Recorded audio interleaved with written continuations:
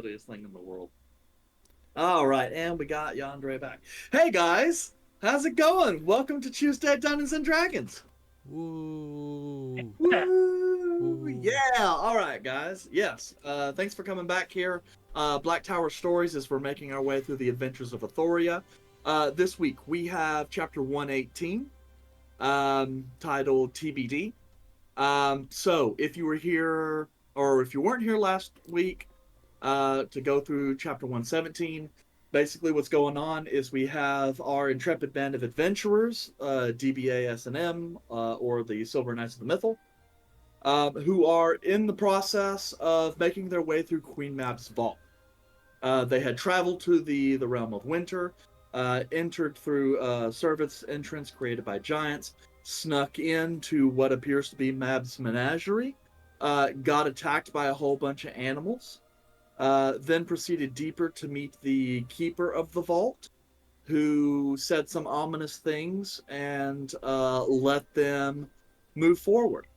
After delving to the believed to be the deepest recesses of the vault, you found a portal, which seems to travel somewhere else. Approaching the portal, doors were locked behind you, and a bizarre icy salamander type creature emerged from the portal claiming to be a child of Mab. And that is where you guys are at the moment, trying to figure out what to do next. So hopefully we'll have a Caleb here shortly. But yeah, what is it you guys want to do? I don't think we really ended in a space where we had a choice in what we want to do. I think it was literally the guy was like, "Oh, great! Now I'm going to take this opportunity to kill you," since we kind of made fun of it. Well, that's true. You guys did say some rather unkind things. I was a gentleman. Or were they lies? I was saying no lies were told, though. We speak only the truth. Parasite. DM.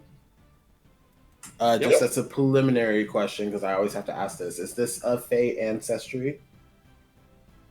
You're not entirely sure, but certainly looks to be Fey. Is it a beast of any type? That's actually a really good question. Let me see. It does not appear to be beastly. If you had to guess, based off the winter aura around it, it's probably some sort of elemental. Well, are we guessing? Because when I fire my bow at this bitch, I will let you know. Yes or hard no, sir. Well, honestly, this is one of those moments where you probably should just go ahead and fire. Oh, well, I mean, I'm firing the bow regardless, but I don't want him to not give me points based on me not saying, oh, well, you know, I didn't call out that or ask if it was a beast or not. First one to declare what it's an unbiased monster. The first one to declare its type gets it. Like, oh no, this abomination. Monstrosity? Yeah. This monstrosity, maybe? Looks like a dragon. Totally a dragon. I haven't killed enough dragons lately. So are you saying that you're wanting to initiate combat by pinching off a couple of arrows? Little pew-pew action. I like the term pinching off sounds weird. It wasn't I was going somewhere with that, but then popping off? Brain part. Firing off? Yeah, popping off. So I'm just trying to make clear here. Are you guys like saying there's no talk going on? Volred's gonna Volred and fire at the big guy. I believe the talking happened at the end of the last episode, so there was a little bit of talking, yes. Hey, I'm a wizard now. I feel like we should maybe talk to them because I don't know. I don't know. Okay, well, out of character, we know that they're stalling for time. We know that they have sent the hunt after us. and we're currently. They know where we are, I'm so it's firing not. a bow at that arrow from my bow. Fire the whole bow. Okay. A bear bow. Improvised weapon. You decided it's time to slay. A boomerang. Does this count as assassinating? Have they taken an action? They haven't taken an action. Just to kind of double check here. Because Alex and I had a conversation, but I'm brain farting. It is not surprised, so we'll say that, but it has not acted. Exactly. Yeah. So, whatever that means for assassinate. Means it doesn't count as an automatic crit, but he does get advantage on it. Okay. Yes. So that way I'm not blowing a bonus action, which I don't. Whatever. So does a 29 hit? Let's see. I'm fairly certain. Yeah. 20. Yeah. It's this Tarask with +3 full plate, and a +3 shield. Ooh, that would be nice. It's just holding a little really rinky dinky shield. Don't hit that one particular spot. Okay, so total damage is going to be 38. 38? That's like almost 40. That's how math works, yeah. Okay, and that is math. We already discussed that this is not a beast. But, Well, you okay. just confirmed it because the way you said it last time led to a You're right, slight you're right. doubt. So thank you. Okay. Is it a So beast then now? what I'll... It is... Yes, it has suddenly become a beast. No. Okay, so I'm going to go ahead and start the encounter so you can roll for initiative. Really? Okay. Other thing we'll do 22. is just before we start taking any turns, let me move over for the battle grid so that way you guys can... See? What? Ari had a look on his face. Was that No, someone I- rolled shit or did No, I say rolled something? shit. No, I rolled shit on both of my die, and it was unusual because I have advantage, but it's fine. Yes, because that's usually the face you have when I inadvertently said something that could be misconstrued the wrong way. It was also very accurate. Yeah. Let's see here. Stuff does not seem to be popping in. So Volred, I see, got a 22. Is that correct, Volred? I did. Okay. Because people's shit was not coming got in. an So that's a 8. 6 for you, Yandre? Yeah, that is correct. Yeah. I'm so happy. If only you were the last person in initiative. Looks like he's all got an 8. Mm-hmm. Okay, and then looks like Calum's populated here is a 21. Is that accurate, Calum? And then Kelmax didn't populate. So what do I got? Because I'm rolling physically, because I don't trust D&D Beyond anymore. I don't care. I just need another number. 17. I was waiting for you to ask because you were getting everyone else's numbers. No. Yeah, I know. I was going through verifying the numbers I got. Okay. Yeah.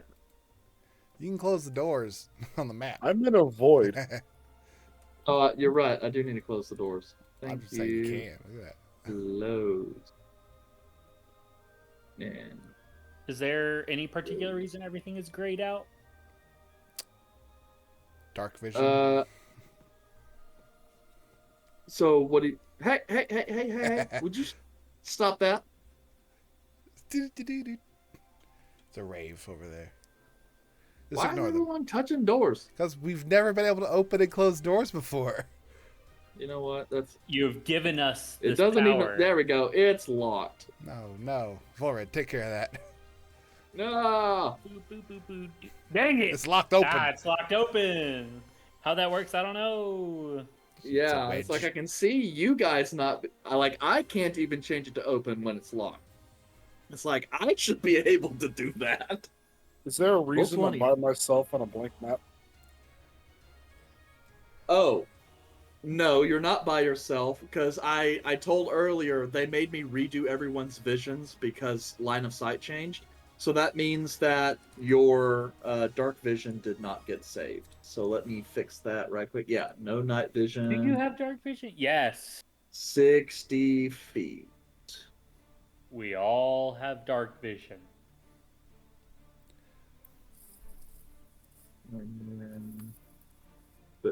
How about now? Here we are. Okay. I was just wondering why, because I know you don't we share line of sight? Or I fixed that. Well, oh, okay. Yes, whenever I redid everything, Jace can see everyone because he's streaming, but everyone else will see only yours. So now you guys don't have to do the weird Control L thing to see your line of sight. Perfectly fine by me. Which doesn't really work for me anymore. Because I always have the line of sight for everyone, so I'm just going to guess. Yes, but there we go. Is my and background let me supposed just to make be darker than y'all's? What do you mean? So I'm looking at the stream right now, and that room looks pretty bright. Yes, it'll look bright for him because he's seeing everyone's dark vision layered on top of each other. Got it. Okay. Because for whatever reason, in Roll20, if multiple people have dark vision, it adds the light together and makes everything look super bloomed. It looks the same on my screen. But on your screen, you'll only see your dark vision, so it'll look darker. I'm sure I'm just setting this shit up incorrectly, so we'll do that. All right, but let me double check, make sure the damage you did got applied, because I don't want to rob you of 38 points. That'd be sad. That would be pretty sad. I don't want to do that, because that's not very nice. Okay, let's just resolve any final initiative weirdness. Looks like we don't have any conflicts. Yeah, so we'll start, I guess, the second round, but the first actual round of combat with Volred, and then Calum, you're on deck. Oh, I get to go again? That is usually how you operate, yes. Okay. So does that mean, since he hasn't attacked yet, I get assassinate again, but not... Well, no, because as Alex clarified last time, technically that last round of combat, everyone acts. It's just, if you're surprised, you do nothing your turn.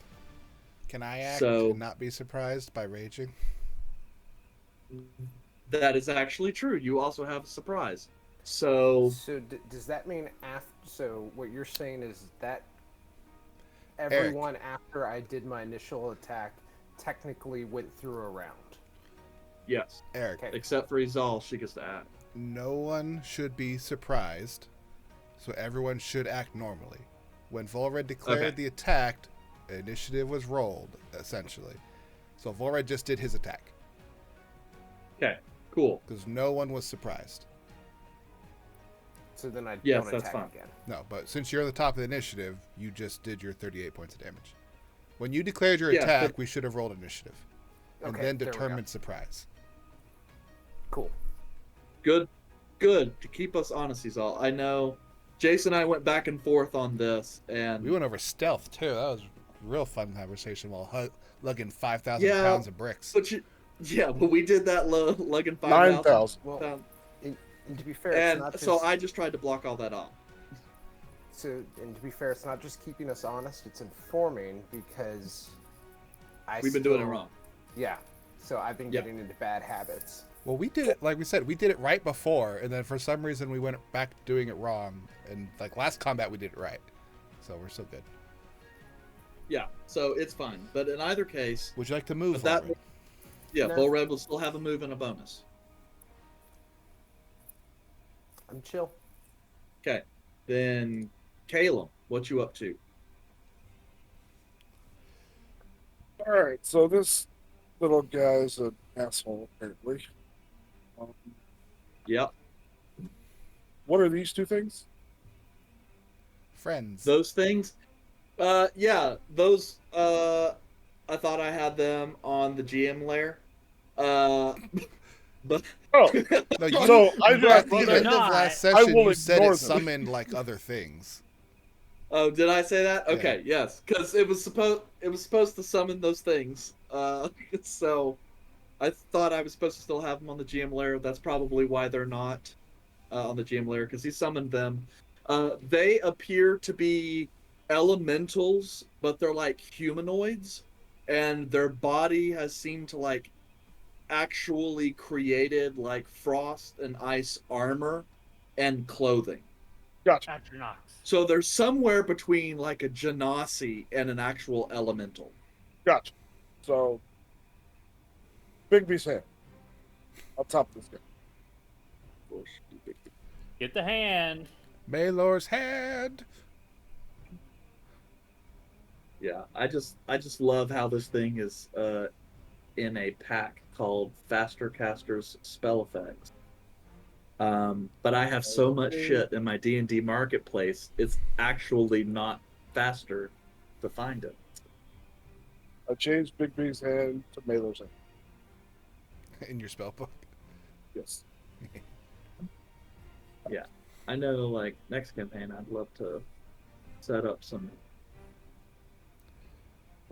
That'll be Okay. easy to do when we're all playing warlocks and the one wizard. Well, but I'm saying I'd like to set up some actual macro buttons on the bottom so that when he wants to do that, he can just say can and it'll spawn one. But where are we're you all playing creating Warlock it? next campaign? Except you. You're gonna play your divination wizard. I'm going to do it right here. I'm sorry, where? Like up here? Yep, and it's going to smack the shit out of him. Right. How high is it? How tall is he? Head height. Okay, but are you going to be above him because you're in his square? That's fine. So the only way you do okay, so you're going to be above him. Right. And I'm casting it at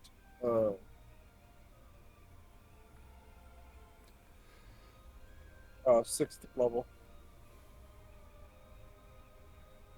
And I will attack. He's messing with the door. Hey. No messing with doors. You shouldn't even be allowed to do that. Does a 12 hit. Does a 12. Is that Volred? Is that Volred that keeps fucking with my shit? And that's against 12 does not hit. Okay, then that I miss.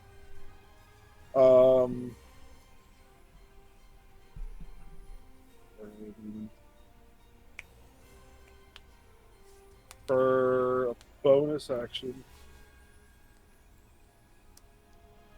does Kelmex still have inspiration? That was like an hour ago. No, I used it. Okay, you used it. Then I will look at Kelmac. Let's try and kill this thing and give him a bardic inspiration for a d6. And that's all my inspirations.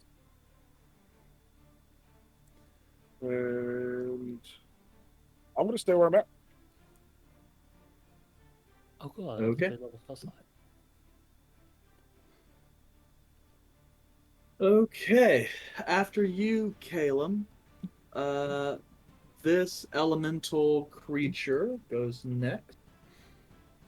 Let's see. What's his rank? It's like 5 cone of colds in a row. These guys don't actually have cone of Thank cold. God. That would hurt. Yep. So he is going to kind of hop down from this pedestal carrying this kind of icy trident that he brandishes against you, Volred. What a weeb. He kind of reaches out and speaks Sylvan to you and say, "Die, intruder," but it's so wispy that it's kind of like as if he's trying to talk to you in the middle of a snowstorm and you're having trouble hear him. You're having trouble hearing him. Sorry, my caffeine hasn't kicked in yet. And this is actually my first caffeine today. Aren't you proud of me? Should reduce that to Let's 0. see. He's going to try and attack you with the trident. As he kind of leans back, you watch as the trident suddenly starts growing like icy barbs, so that the actual trident pieces look kind of with thorns all over them. Let's see. So the first one is a 26 to hit. Silvery barbs. Sure. Give him disadvantage.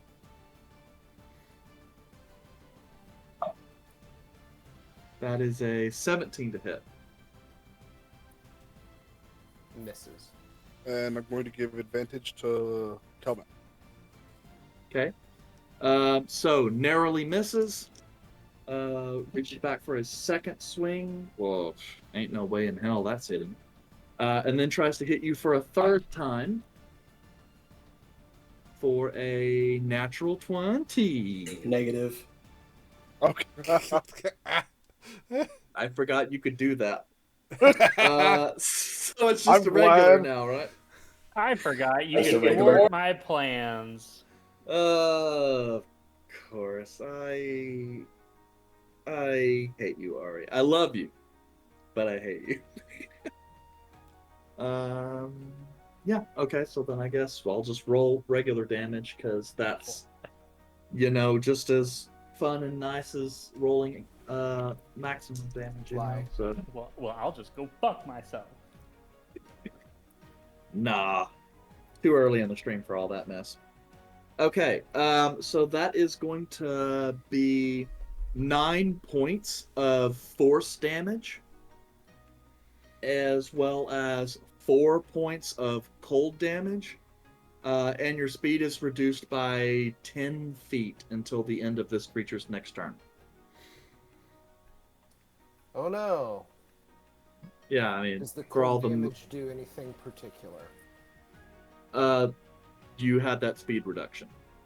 Okay, so that's what the... Okay. Yep.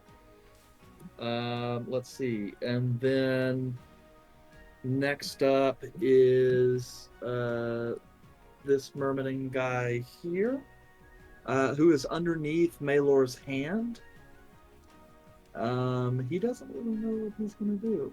So he's gonna try and stab Malor's hand, because you don't know any better.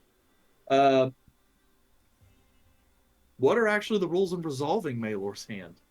Is that something I'm allowed to attack? Yes, you are. It has an AC of 20. AC of 20. Okay, well, I might hit that. Keep your Malor hand strong. Nope. At first, I was like, 3 attacks. Then I realized, like, at this point Nope. in time, a fighter would have 3. And, no. 3 swings. Hand is like, keep bobbing around, moving. Not really anything it can do, which really sucks. Kelmac, you're up.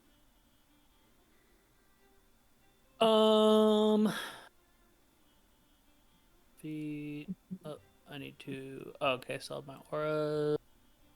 I'm just looking for other actions, just in case.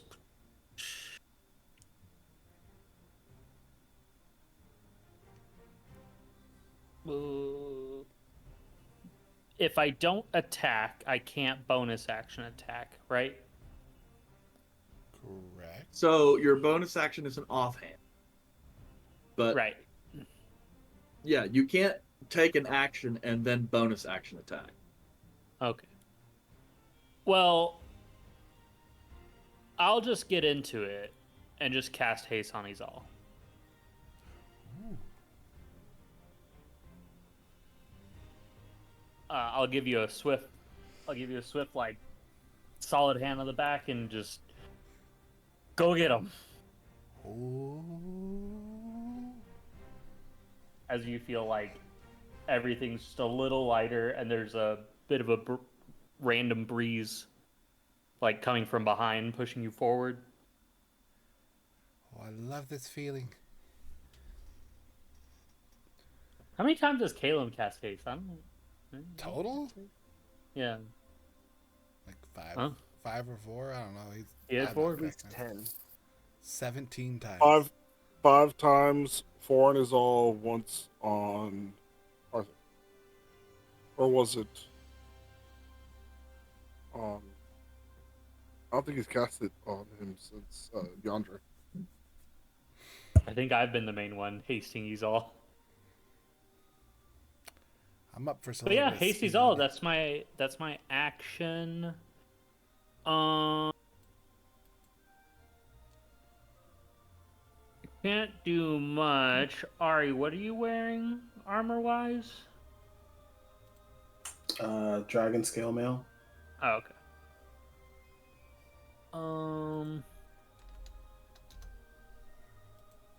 I will. I'll move a little, and interpose between the one getting Volred and the one that's away. Okay. That'll be my turn. Okay. So next up, we have another one of these Vault Guardians. He's going to make his way up here, and then kind of reach out and attempt to attack you with a spear. You see I'm similar. two-handed, so 18 AC. That's fine. Thanks for letting me know. His spear, similarly, you're gonna see like the thorn shards that kind of become like a barbed spear as it goes to lunge towards you. Natural 20. I've already used my reaction for this round. Ah! Well, Same you here. are. Okay. I know. I was like, wait, Silvery Barber's reaction. Wait, the negate crit is a reaction. No. Oof. Yep. But see, this is the hard thing because this means I'm peeking early in the fight, and that's usually not good for me. You never want to peek early. Okay, so Kelmac, that means for that first hit, that is going to be. That's actually a good point. So, 18 points of force damage, and then 14 points of cold damage. And What's your that speed number? is 32? 32. Yes, someone with actual math skills can answer that for you. And your speed is reduced by 10 feet. Cool. I move as fast as a normal person now. Okay, and then second attack. You have a concentration That is check, Calmac. Oh, for haste. DC 16. D16? Well, I hope I pass. Me too. You have good Oh, con. so She's a con save, I and you're do- a paladin. Paladins actually don't get. I'm saying, but you have an aura that gives you a bonus. Yeah. Inspiration can be used for saves? Yeah. Okay. Yep.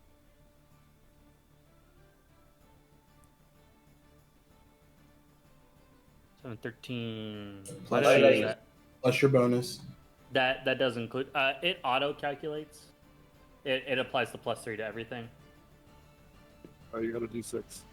I did get a 4, so it's 17. Woohoo! Okay. It's a little bit So I above passed. half. Yeah, okay. The next hit was a dirty 20. Okay.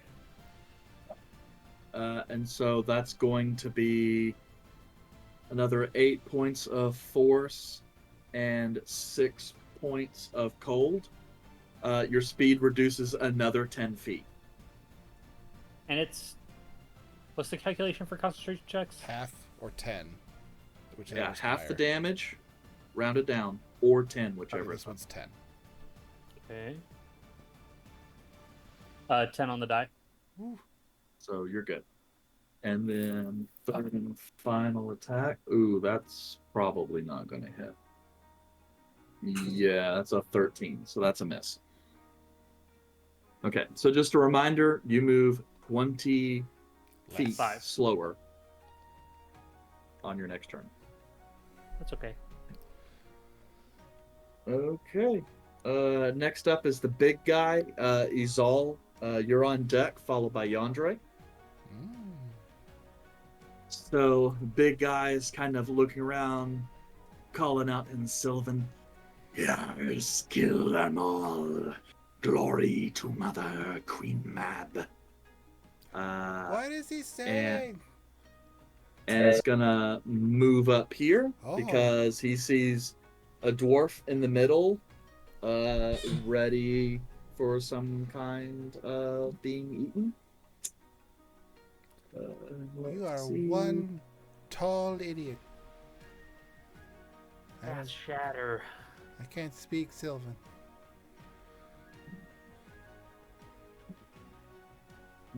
I don't speak, bitch. Says that to everybody else who speaks Sylvan. Kelvac's like, yeah, you tell him.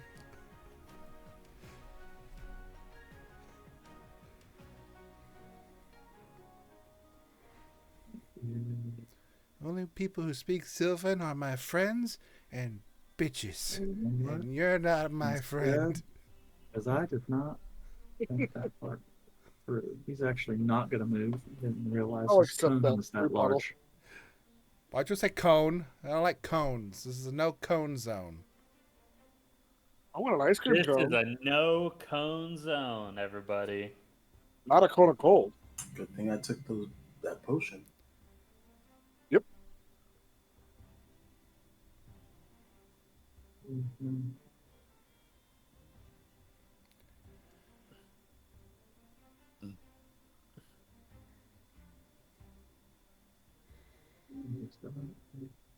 Yeah, so it's going to reach over and it's going to kind of aim to your right side. I mean, it's a 60-foot cone, but that means it will hit everyone but Kelmac because I just can't get him in the cone. Yay, geometry. Yeah. Okay, so that means I need Constitution saving throws from you guys. Oh, I'm excellent at that.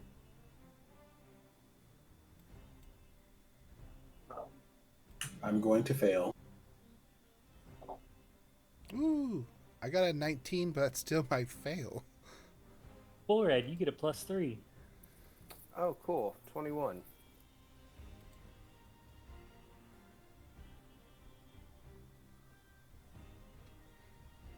Okay, so I'm seeing Kelmac. Was that con save here, that 13? Was that for this or was that for concentration?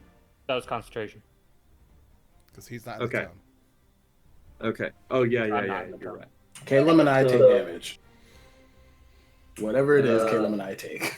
Yeah, it's DC 17, so it looks like he's all in Volred Pass.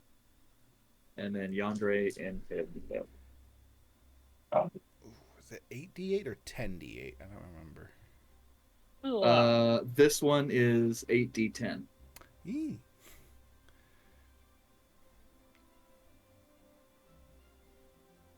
I'm real happy I took that potion now. It only maxes out at 80. Says the person who has double that in health. I have more than All right. double that in health. So that is 48 points of cold damage, half on a saving throw. Oof. Actually, wasn't too bad. So 24 to Volred, 24 to me, 24 to Yandere because he's resistant, and 48 to Kayla. I thought Caleb took his potion. I don't remember. He did. So 24 to Caleb too. Everybody took 24. Yay! Well, remember if you pass as 24, you take 24 points, and then if you have resistance, you would half it again. The ones that took their potions didn't pass. So we took 24. I see. Okay. I All took right. nothing. I took But my potion, thankfully, you didn't take anything, and that's good because that would have wiped out most of your remaining health. Okay, real We quick. don't talk about that. Zal, when did you take your potion? The fight against Shade Dude, DSW. So does that still count now? That was over 10 hours ago. Yeah, that wouldn't count. Because I took mine then. Yeah. Yeah, you guys have long rested since then. I took my second one before we got in the fight with the monsters. Y'all got more than one potion? I have another I one got that two. I've taken it. We get more than one potion? I got 2. I also had to. Yeah, which one? Whatever. There were differing amounts of prep throughout your group.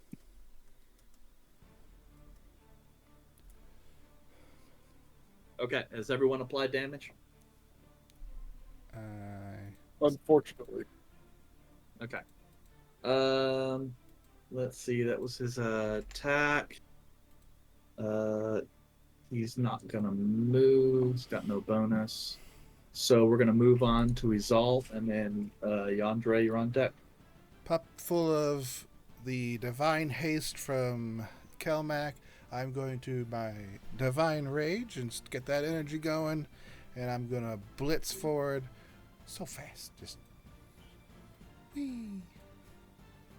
And I'm just gonna Aranthir's out, and I'm going to ask Aranthir for some help just to make sure that we don't miss on any hits. So let's hit him where it hurts, and just do our best. And I will use a charge from Aranthir to bypass any armor they might have and just use their dexterity. Okay. And I will recklessly attack with 3 Aranthir attacks because of haste. Woo. Wee. Yeah, good question. Dirty 20. on that. 20 will hit. Was that a spell or was that an ability? That was an ability. Okay. There are no spells here. Just abilities. I'm pretty sure counterspell has become very. Well, we know the DM doesn't allow you to do anything with the counterspell, so just assume it's an ability. 11, Yes, but 12, I wanted to see 13, whether or not 14, that could have been something that would have helped. 14 points of magical slashy and 12 points of radiant. 28. And second attack, because I'm pretty sure this guy is not undead. No, he is not. Process of elimination. Whee! 25 to hit. Oh, I saw green and I was like, Yeah, it's just the other thing. For 9, 10, 11, 12 points of slashing damage. And third attack. Let's go, Ranthier. Natural crit. 20! yeah. 30 to hit. Oh, minimum damage. Yeah. That'll hit. Concerned. He's immune to crits. You just would ignore like 6 points of damage. For 7, I rolled a minimum of that damage. 6. Actually, I just think it's regular damage here. 7, 8, 9, 10. Plus the 3 is 13. Plus 6. 19 points of slashing damage. 19 points. My crits are small. And bonus They're action average. moved Don't worry. in position. Yeah, I'm good to go. I'm ready to go. Way to go, Ranthier. That's another crit. We got him right in the weak spot. Yes, I have to say, I'm quite happy I don't have a body anymore, because that shit's cold. Yandre, you are up. All right. Yandre is simply going to stay where he. No, he's going to hop up here.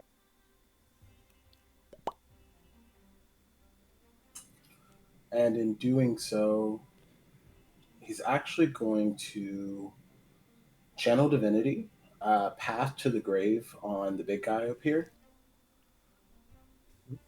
That makes him vulnerable to damage. Whatever the next damage he takes is. Correct. And then I'm going to bonus action help Volred. Okay. So Yandere is basically like, hey, yo, Red, let's fuck this guy up. And then Red will feel. It's not as aggressive as a grab this time because Reggie can probably sense a little bit of danger based off of the interactions that are happening right now. But he does feel a little bolster.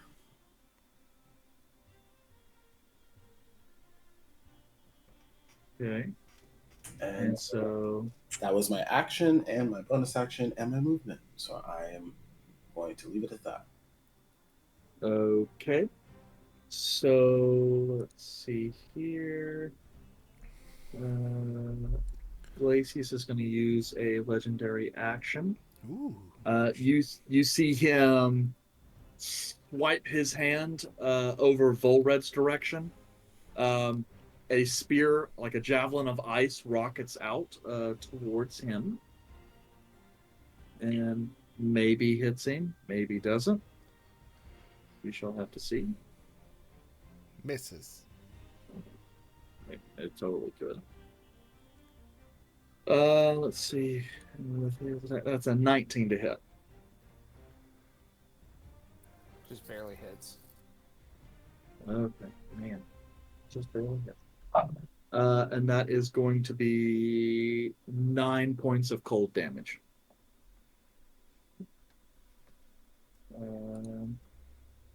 Yeah. Okay, so next up is this last little elemental guy standing next to Yandere, and he's like super happy that Yandere decided to come and attack him.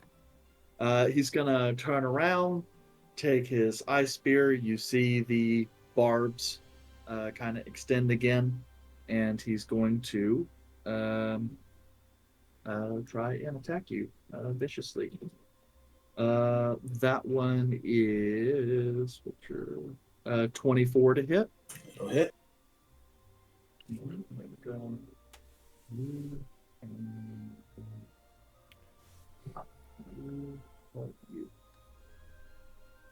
Okay, and then that will be 7 points of force damage and 13 points of cold damage.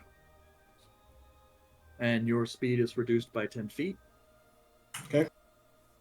Second attack, that is a 19 to hit. That'll miss. Woo. Okay. And the last one is a natural 20. But I'll let it go. He's speaking early. He's speaking early. I'll let it go. Okay. All right. So then that would be 18 points of force damage and 17 points of cold damage. And your speed is reduced by another 10 feet. Was my speed reduced by another 10 feet as well? No. Okay. Yeah. Only these little guy on the sides, only their spears do that. Okay, so top of the initiative, we have Volred, and then Caleb, you're on deck. Okay, I have a question. I have an item in my inventory, but I can't remember if this is an error or not. Okay. Do you guys remember back to when we bought those potions from Ben? Yeah. Okay. In my notes, I say I got 4. but I know I got 3, which was the portals, the face sense, and the animal handling. And I have this other item in here, but for some reason, like, I just can't remember if this was, if I put this in not choosing. I can't, does anyone have any notes on that? I did not take notes. Zal, how many potions did you end up getting? I got the duplication, the one that lets me look like someone else for 10 minutes, and then I can gaze into another dimension and go crazy. 3. Okay, I remember I got 1 more than you did, and you were mad about it. No, yours was... You got the poison immunity thing, I think, one, and then we gave that to Kelmac. Okay, so then I think I have this... Oh yeah, Kelmac, you're immune to poison. Oh, that's right. You weren't there that episode. Because I have in my notes that, and in my thing, that elixir of phase storms. That might have been it. Because like we did get that one, but you haven't sold it or traded it. Yeah. So I thought Izal had that one. No, I had the one that lets me otherworldly visage thingy, and I go mad. So does anyone else have that in their items? So should I use it? Sure. If you want to. It's up to you. Well, this thing's vulnerable to the next thing that hits it. So. Is it Yeah, almost but- dead? No, it's It's not almost dead, but it's vulnerable to all damage. The real question will be whether or not, because you have no idea what that effect does. Exactly. it's giant AoE the entire place. Like, oh.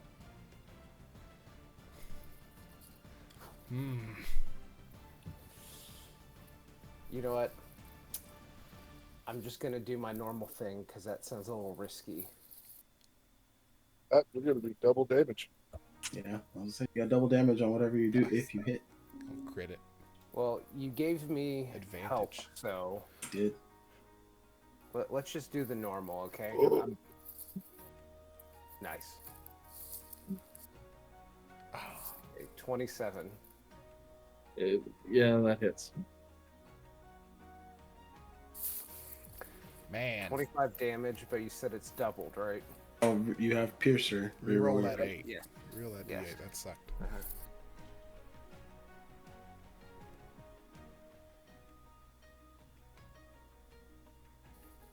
Okay, so that'd be 30 total. Times 2. Yep. So 60.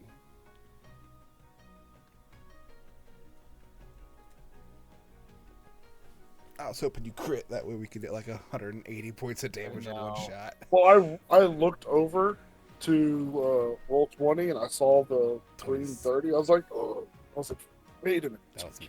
That was me. Wrong person. So DM, that's 60 points of damage. Yep, I've recorded it. Oh, okay. So, I'm going to go ahead and use a bonus action to kind of get a little space from this little dude. Disengage. Disengage. Dab on him. Yes.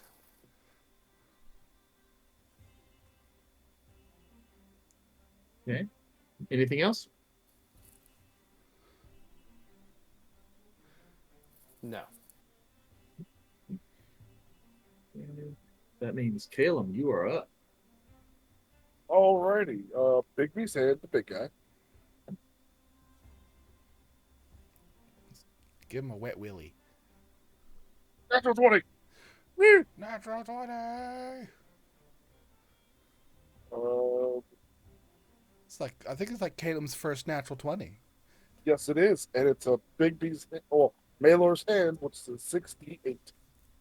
Ooh. Took 117 episodes to get your So first 48 base damage plus whatever you roll. 48 base damage. Plus whatever you roll. Slap the shit out of him. Big wet willy.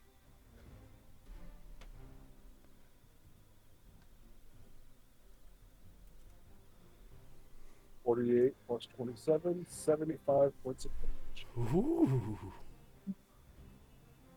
Just think, that could have been doubled. Yeah, but no one expects you to crit. Since it's Nobody. never happened before. I don't expect you to crit. You're as shocked as we were. I did what? Maylor's real effective in combat. We should keep him on the team. Get rid of Caleb. Just keep Halo. Yeah. Okay. You Um, give him a good punch in the face, and he's like listing back. This guy's not happy. and then I'm going to look at him, and I'm going to cast Light. Yeesh. Constitution saving throw 16. Perish.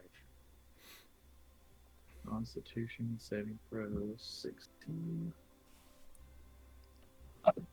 It is a 7.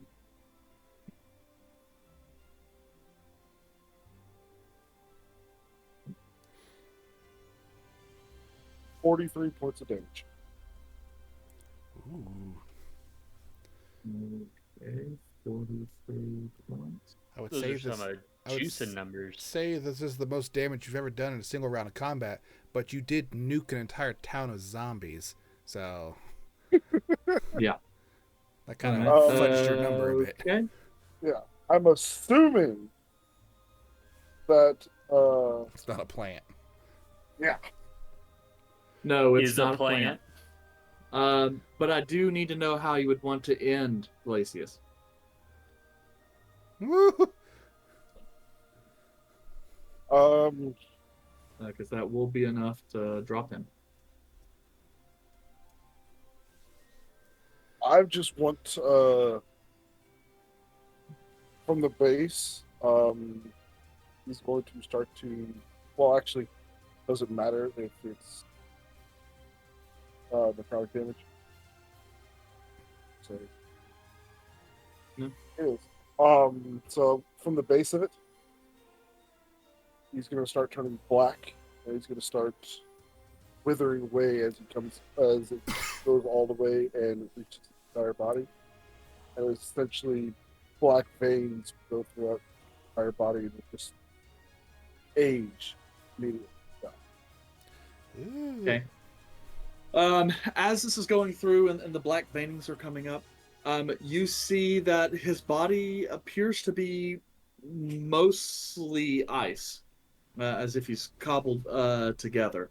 So pieces are kind of breaking off into smaller pieces, kind of devolving into snow and kind of melting a little bit.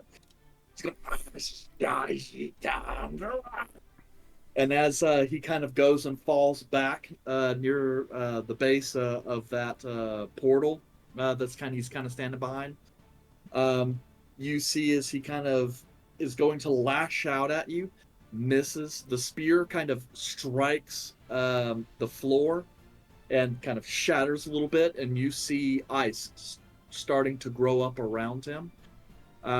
And then all at once you see his eyes kind of suddenly flare up with energy. Oop. And then I actually need to check and see. That's a nope look. Caleb, what'd you do? He started speaking Spanish. I just heard him. Since when do you do that? Well, I don't have any other choice. Maylor, help him out. Okay, it looks like it is just. You know what? It actually would have been. That's gonna hit us all. Yeah, 7 would hit as well. Ooh. A pincushion. Yeah. So, Yeah. looks like it's going to hit Izal and Kelmac. What? Damn. Yep. Everyone else is out of range. I need you guys to roll me Constitution saving throws. DC 17. Natural 20. For a total of 30. Very well done. Yeah.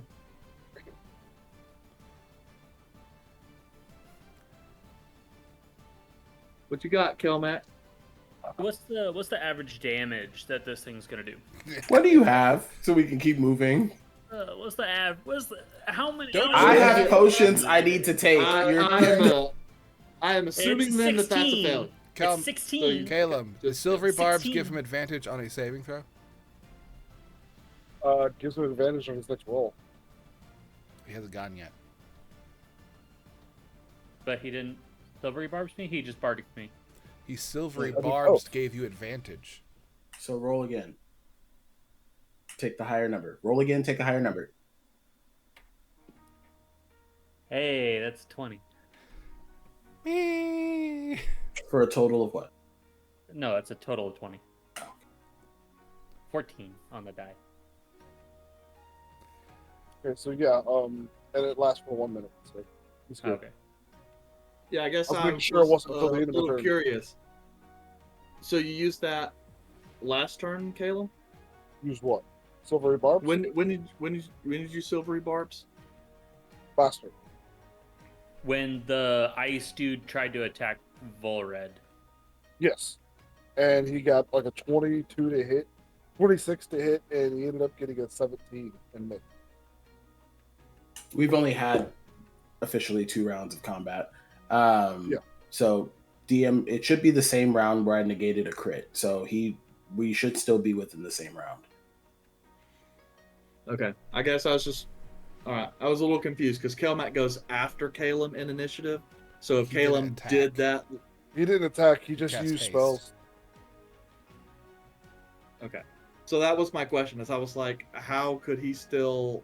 Yeah. Because my thought was Kelmac would have already had his turn and thus used the thing. I was looking forward to smacking the ice guys. But instead, yeah. I am meeting a Frost Nova. Yes, that's accurate. But that's fine. We'll trust that. And so, but you passed, right? So that's where we're at. Yeah. If 20 passes. Yes, 20 will pass. It's DC 17. But does a 30 So pass? that DC 25. was Vecna, here we go. no DC 17. It was 46 points of cold damage, but you guys half that to 23. Jesus Christ.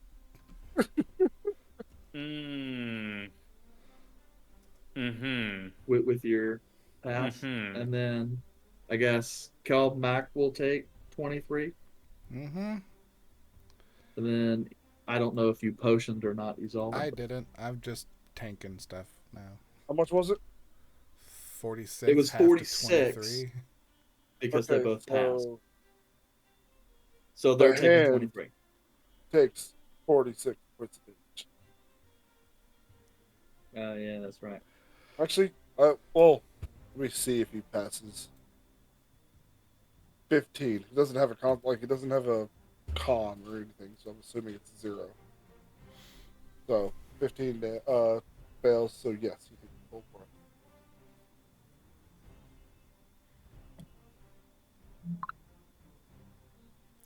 Okay. Ah! So all I got stabbed with ice. Yep, as that happened, yeah, his body's laid down, ice explodes, and then right there, kind of at the end of that kind of peninsula, that dial, there's just kind of, interestingly, almost kind of like a ramp of ice that is there, flanked by large ice crystals that would look very deadly otherwise. But once this happens, you see these kind of ice elemental myrmidons that you guys are fighting suddenly start cracking and falling in as if hollow until you guys are left alone in a very cold room.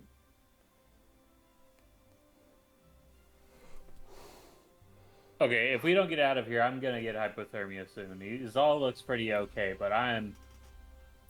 What's in this room? Nothing. We need to go in the portal. I'm just gonna use a potion because he's hurt. That's cool. I So stumble is Balaam. and lean Now against we the need floor. Like, potion. oh, I forget about the downsides of the thing. Take a breath.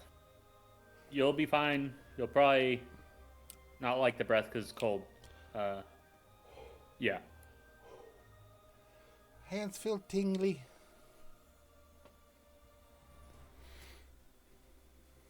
I'm gonna take a second potion.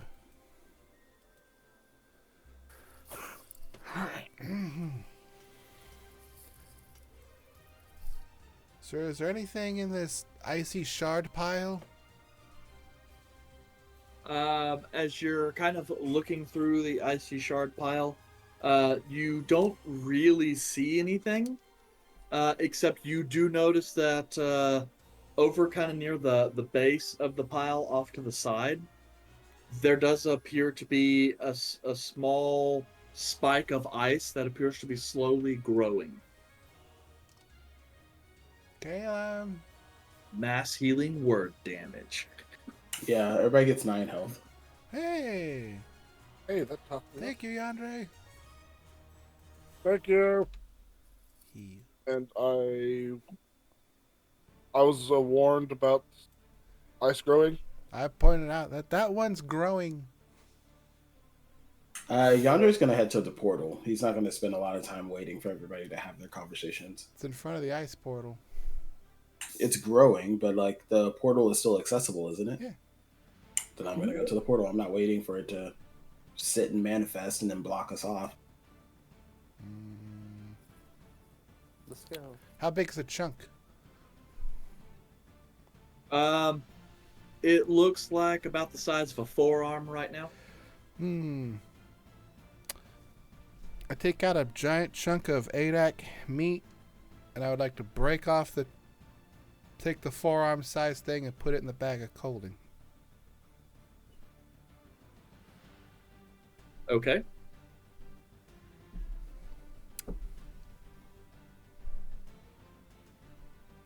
I'm gonna go last. I'm gonna make sure everyone gets in. I'm already Okay. moving I to know. the portal. This might be too small. I take it out of the bag He's of up, come on. holding and put it in the bag Enough. of holding. I'm just gonna start sliding these all up the ice ramp while she's messing with the bag. His feet just dragging.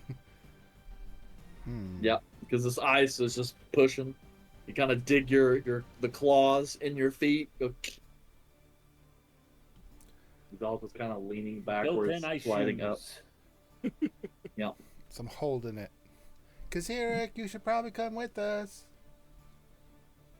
Then as you're kind of looking around, it's like some of the snow drifts. You see like little feet prints start coming towards you. I wink at it like, I guess you're not here. Oh well. Oh my I'm gonna look at the little footprints. Did you get hit by that cone of cold? And DM, I am No, gonna what do you point think out. I am, a dumbass? I got hit Well, I by it. am apparently. DM, I am gonna point out that I've already gone through the portal at this point. I know. I heard you. Oh, I'm shit. going as well. I'm just not gonna be the second one going through. I'm gonna be holding the forearm-sized piece of ice as I go through. I don't really have Okay. a place to put it where I'm comfortable with yet. Then I'll Excellent trophy. He's all excellent trophy. It's growing. I could shave parts of it off. Well, the last one said it'd be a while before you gain power, so it's probably just the guy growing back. I don't know if you want to keep it or not. If I just make it smaller every time it gets bigger. keep it contained in like a box. I don't have. This is the Do I have Axle any Troll bugs? all over again. I will use my Golden Forge battle axe and hack off a chunk of the ice to keep it smaller as I go through the portal. Okay. So, Yandere, you see first, with the rest of your compatriots following soon-ish after. You pass through the portal and then step into this large kind of interior that looks as though it's a large circular tower with kind of rounded arch windows with no glass panes, just letting light spill into the area. Ice and snow cover everything. And there are a number of hanging kind of icicle chandelier type designs up above you that take in light from the upper floors, refract it into a spectrum of color down here. There's a kind of a whistling, whirring sound as the wind brushing through the top of this tower has this kind of slow, kind of melodic drum to it. The middle of this area is a raised platform whereupon stands a statue of an individual you assume to be Queen Mab. Flanking all around her in kind of a U shape are pedestals that seem to carry atop them the same sort of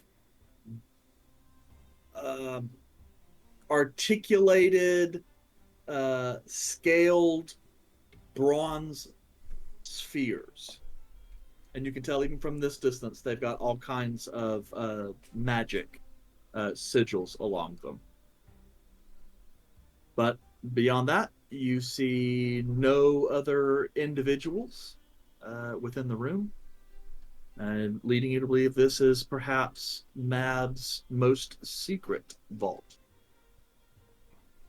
Is Caleb made it in at this point? Sure. Hey, yo, Caleb. Yes, sir. Are you Volred able to kind of figure out which one of these spheres here has the head of Ceranos? Can I use my sense? Sure. Detect magic at the same time. Quickly with my book. Ritual casting, and then it will help me determine. I believe it. Okay.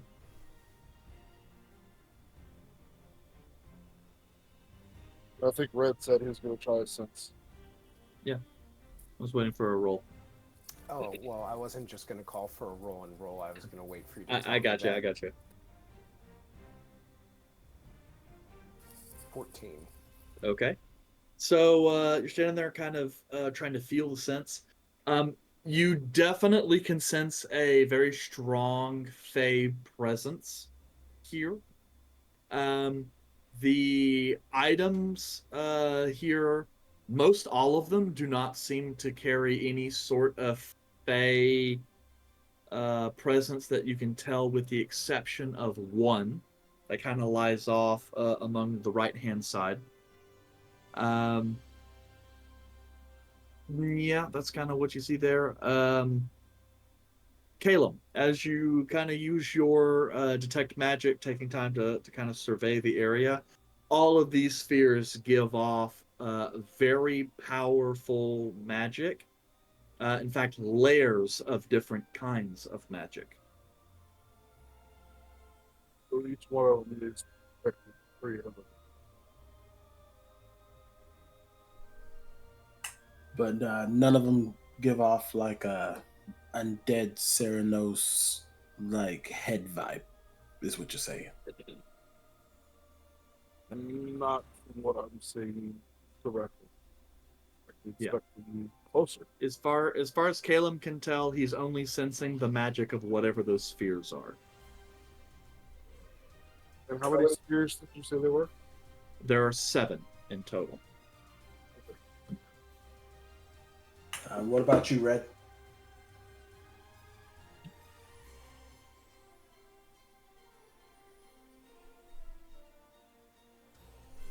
Well, while Volred is thinking that through, DM, is Ceranos technically classified as undead at this point? With his head being cut off, he's not dead. Yeah, he's not technically undead, because he is an avatar of death itself. So he can't really die in that sense. So he's Can I use my Eyes of the Grave. Eyes of the Grave to potentially figure out which one of these things has his head in it, since I have a connection to him? You can certainly give it a try. I mean, obviously, you're aware that if it is in one of the spheres, generally speaking, that would block it, but who knows? Yeah, I'll try to use it. Okay. You let your Eyes of the Grave brim, and you sense no undead presence.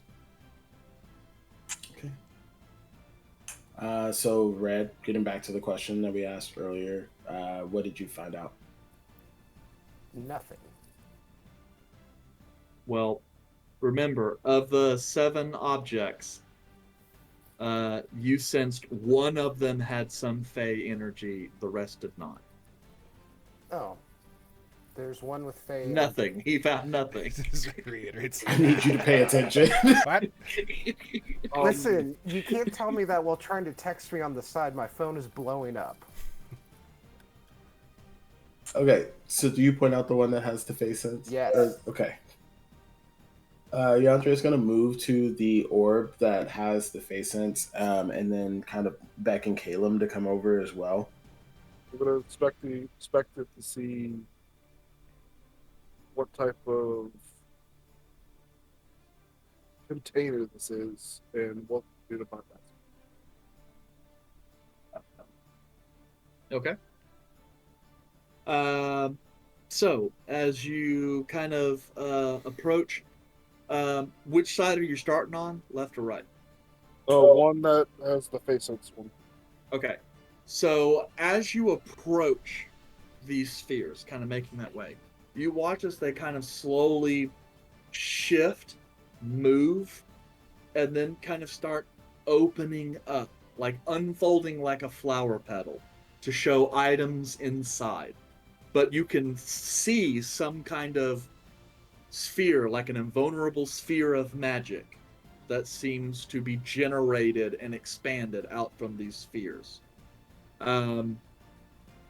You can, ignoring, I guess, the other items that kind of pop up here, you do have one that opens up, and you see what appears to be an Eladrin face that bears kind of a deer skull crown, antlers that comes up.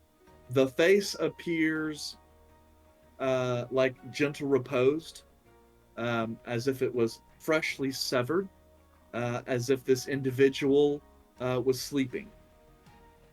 He has very long kind of eyebrows, a little bit of wisp of like some facial hair, and he seems to have these kind of druidic markings on the side of his face.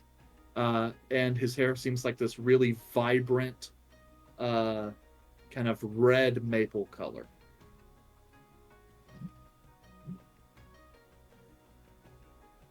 Caleb, seeing this, is going to try to inspect the barrier, see what kind of barrier it is, and what It's I a can magical do to one. and what steps might be taken to dismantle this magical barrier. Roll me an Arcana check. I'm somewhat proficient.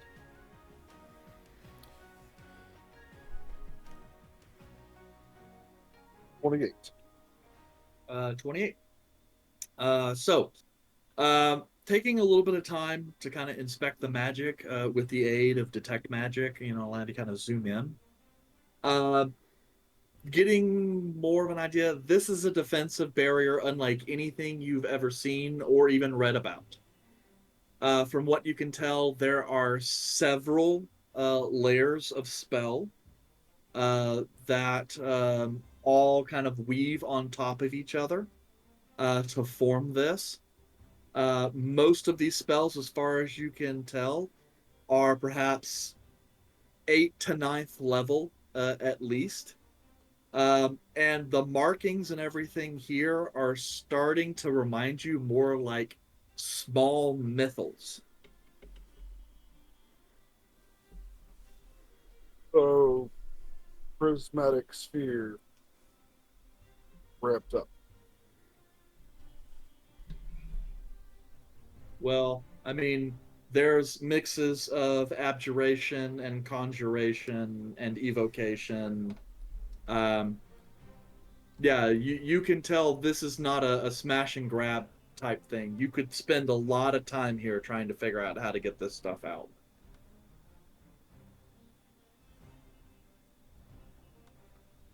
DM, with this, I have one more banked question for Queen. That's true.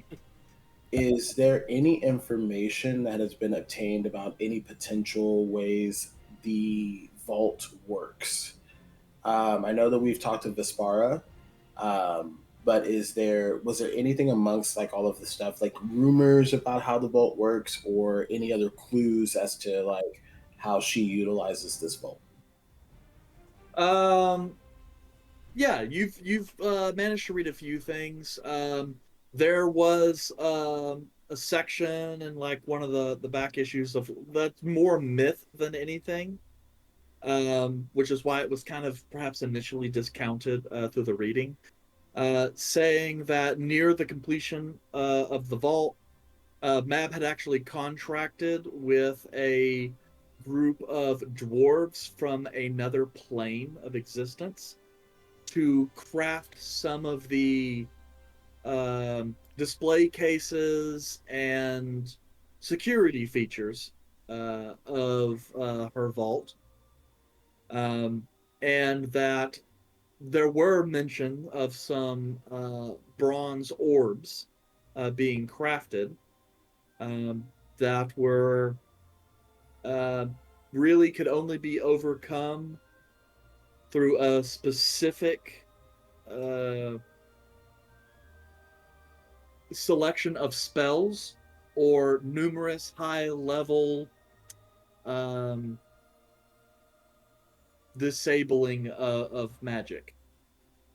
But a lot of that comes from a group of adventurers, an account of a group of adventurers, some dude named Zelenko, who honestly is of dubious reputation, who had this obviously sounding really over embellished account of Queen Mab's vault.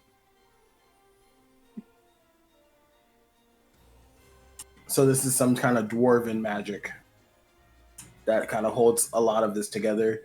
The assumption that I would get from the information you provided is that dwarven magic was used to create the bronze orbs, and there may be some additional Eladrin magic that is enforcing them, keeping the items together. Is that correct? Yeah, that's kind of what you can figure. One of the things that Caleb was able to kind of, as like you and Caleb would talk about it, you can kind of guess that like the interior of these spheres themselves kind of warp space and time just a little bit, so that they compact smaller, so they can hold very large items in a very small thing, and just kind of as they unfurl, the spaces allowed to expand again. Very, very high level, very old magic. Okay. Yandere is going to push everybody back real quick, and then he's going to take the staff of the Adler out, or the Adder out, whatever it is, Adder. And he's going to toss the staff at one of the orbs, the orb that specifically holds Ceranos' head, to see what happens. How far are you guys staying away? Where's the entrance to the gate? 20 to 30. What's up? Before that happens, Caleb will hold a hand up, and he's going to inspect the actual sphere. Yandere is the resulting to violence. We should probably do one more thought. Yo, I mean, either that or we're going to sit here and just watch and stare at freaking orbs floating. What are we going to do? I have heard of a spell that is similar to this, that requires several different spells to be cast at it to slowly dismantle it. Okay, what kind of spells do we need to cast? You have? Has Caleb? Prismatic Sphere. Fair enough. If that's how Prismatic Sphere works. Yes. So what am I supposed to do? Otherwise, we're just sitting here. I am going to inspect it, and I'm going to see what the outer layer, what type of magic the outer layer is. As far as you can tell, it is exceptionally powerful abjuration. I'm going to look for an abjuration spell that I have.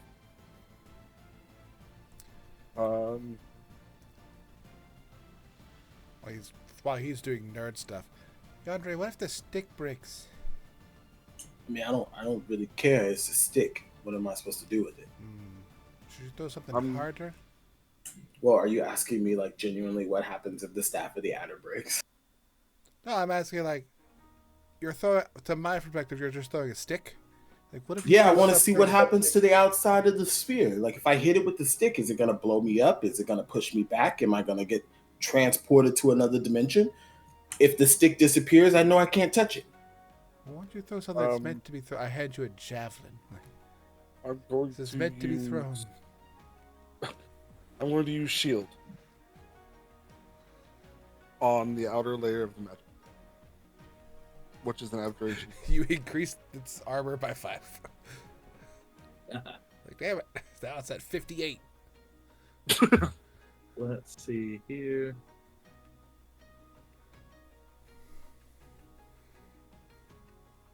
You said you're going to cast an abjuration spell? Yes. Unless it's talking about opposites, which fuck, I have to look that up. The opposite of abjuration is... Evocation. It was, yes. One blocks, one brings in. If that's the way this works, I don't know. I have no idea how prismatic anything works. Okay, so you cast an abjuration spell on it. Technically, prismatic wall. Prismatic sphere does not do that. Prismatic wall does. I don't color spray. Okay. That does not work.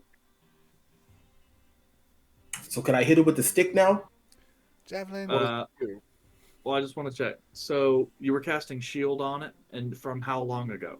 For how far away? What is your range on shield? Shield is a close range spell, so I'd be next to it. Everybody else would be further away except for Yandere. Okay. In which case, I need you and Yandere to both make dexterity saving. Wait. Why am I close to it? Because I stopped you from throwing the staff. I was going to throw it from a distance. Oh, then never mind. You're away. It's 30 feet. So are you by the door? Yes. By the portal? Okay. So then I guess Caleb. Dexterity saving throw. I failed. Kelmac, the nerds are doing things again. Yeah, you guys are just kind of watch as, Yandrae's trying to attack stuff from a distance, and Caleb's like, whoa, wait. I have a plan. And then I have a plan. It's like, I know exactly how this thing worked, guys. No, I had said I have an idea. Pull the lever, I know exactly how it worked. Well, Esau, I do not have the constitution for shenanigans right now. I always got time for shenanigans. Well, I'm sure you are more than welcome to help them figure out a way. Caleb, that is 40 points of fire damage. It's a massive explosion. Absorb element. You guys watch as Caleb goes, a massive explosion. Rocks. You watch as the spheres around some of the other objects suddenly, and then as the dust settle goes. That didn't work. As I'm on my ass like this. Oh. See, this is why I was trying to throw the stick. How you looking, Caleb? Oh, I'm good. I was at max health. And Honestly, if you go I back, said I cast absorb elements. as next time if you do that, if you go down, I can bring you back up. That's actually when I'm the best at it. But like, you should have let me throw the stick. Yeah.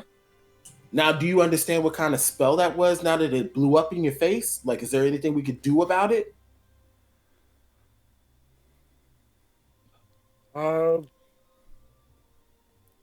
Well, the way it works is there's different layers of different types of. I'm not worried about all the layers of the onion. I'm worried about the top layer that just blew you up. Do you know what it is and what it does? It blows them up. Duration.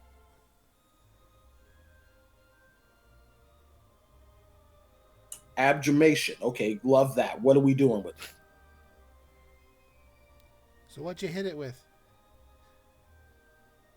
So I hit it with an abjuration. So now I think I need to do the opposite, which is hit it with an invocation. Can we try the stick first? I want to see what that does. No, I don't have time Definitely for try that. the stick, but I'm going to be stepping back. I just guiding bolt it. I'm staying in the same distance, and I'm going to guiding bolt it. As Caleb is running, because as soon as he starts casting, and stuff. Yep. Yandere, you unleash guiding bolt. Sails across, not even worry about the roll. Collides with the exterior section of the sphere. You see the red runes light up again, and then boom, another massive explosion. It don't look like anything did to anything to it. Hey, Izal, those runes that are on it though, are those dwarven runes? Are those things that you can read? Were they Don't think- dwarven make? It's hard to tell at this distance, but they do look dwarven-ish. I can get closer. They did I kind can of look also read dwarvenish. dwarven. You are more than welcome to Izal. I pull out another javelin because I have more than one. Do you just want me? I haven't thrown this other one first. You want to throw it and then see what it looks like from here before you? Because now you're looking for it. Before you weren't looking for it. We don't have a lot of time here. I fold and put away the javelin. All right, you do it. I'll keep. I tossed the javelin. I tossed the javelin. Okay. You toss the javelin. You watch as it hits the boundary. Doesn't pass through, just kind of ricochets and hits the ground. No Okay, so explosion. magic hits it, then the thing blows up.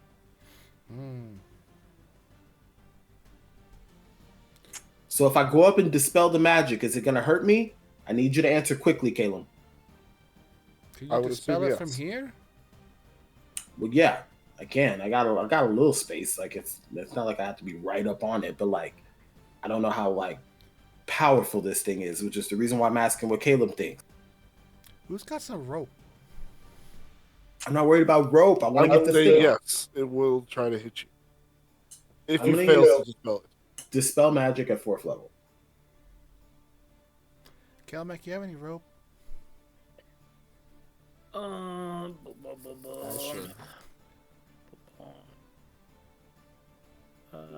I got some, Oh. but Yeah. I'm doing Sorry, side 'cause, stuff. like, Ignore me.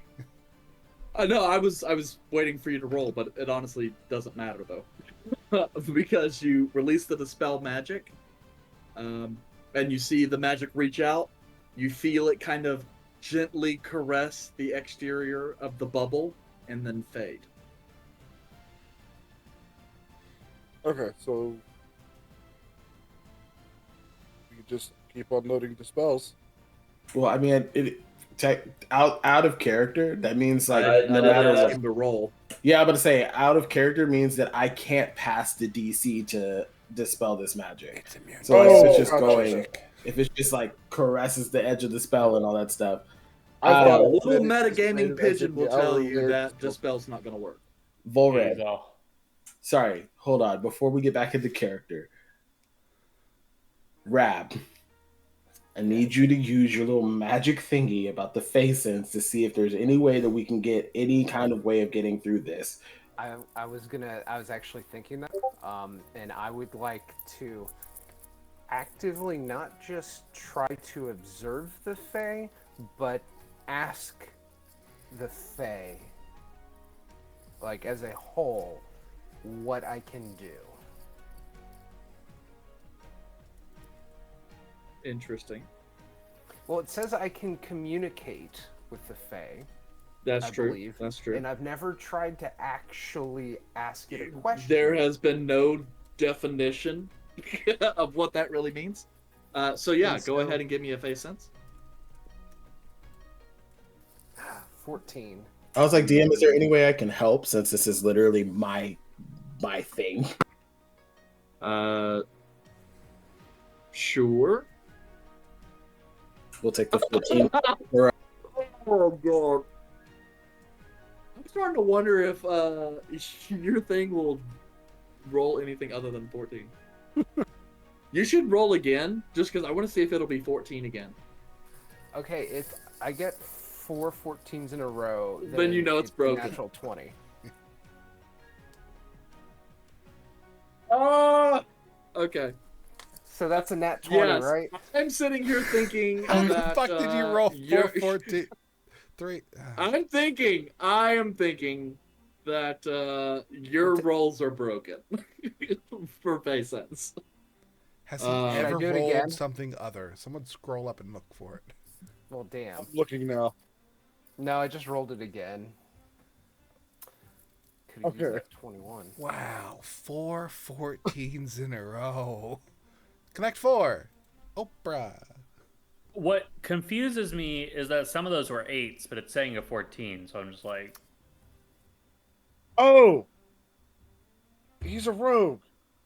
Automatically. If he rolls below a 9, he gets it. He gets a 10. He's Oh, yeah. automatically if he's proficient in it, so it auto does it. Yeah. you can. So does that Your mean that that's average is a 14. Okay. So that means that's 4 rolls where you rolled garbage. Where you rolled less than Oh, 14. well, thanks. No, I'm just saying, it's like you should be happy you weren't rolling that in combat. You should be happy that, I don't know. He's happy. Look at him. Fair enough. Okay, yeah. So you're out there. You're just kind of communing with the Fae, like, Fae, come on, I have questions for you. And you do start to feel a presence coming up from the floor and the walls and the ceiling and the wind. It's almost kind of like when you're standing in a place that a lot of people normally gather, but you don't see anyone, but it's just like the part of you that knows this place is supposed to be filled with people just makes you feel a little uneasy.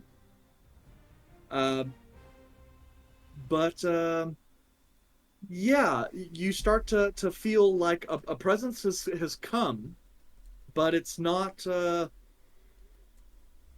really able to express it so much, though you do tend to feel colder.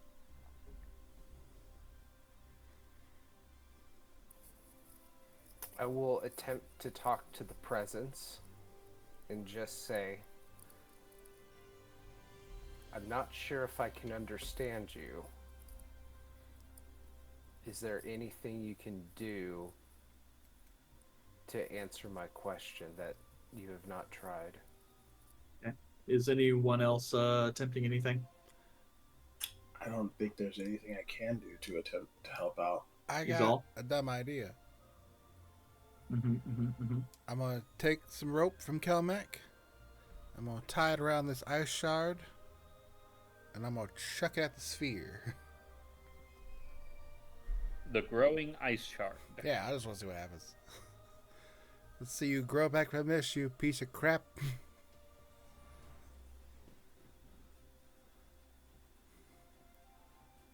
Does it do anything? Roll me a d20. Yay! You are turned into a potted plant. Sweet, I am tough as they come. 6. Okay. So you tie on to the rope, and then you go to sling it. It actually slips out of the rope as you're throwing. So you're like, "Ooh, shit!" And you watch it just kind of go. It hits the sphere, and then you see it kind of crack and kind of instantly melt, as if hit by like a wave of heat around it.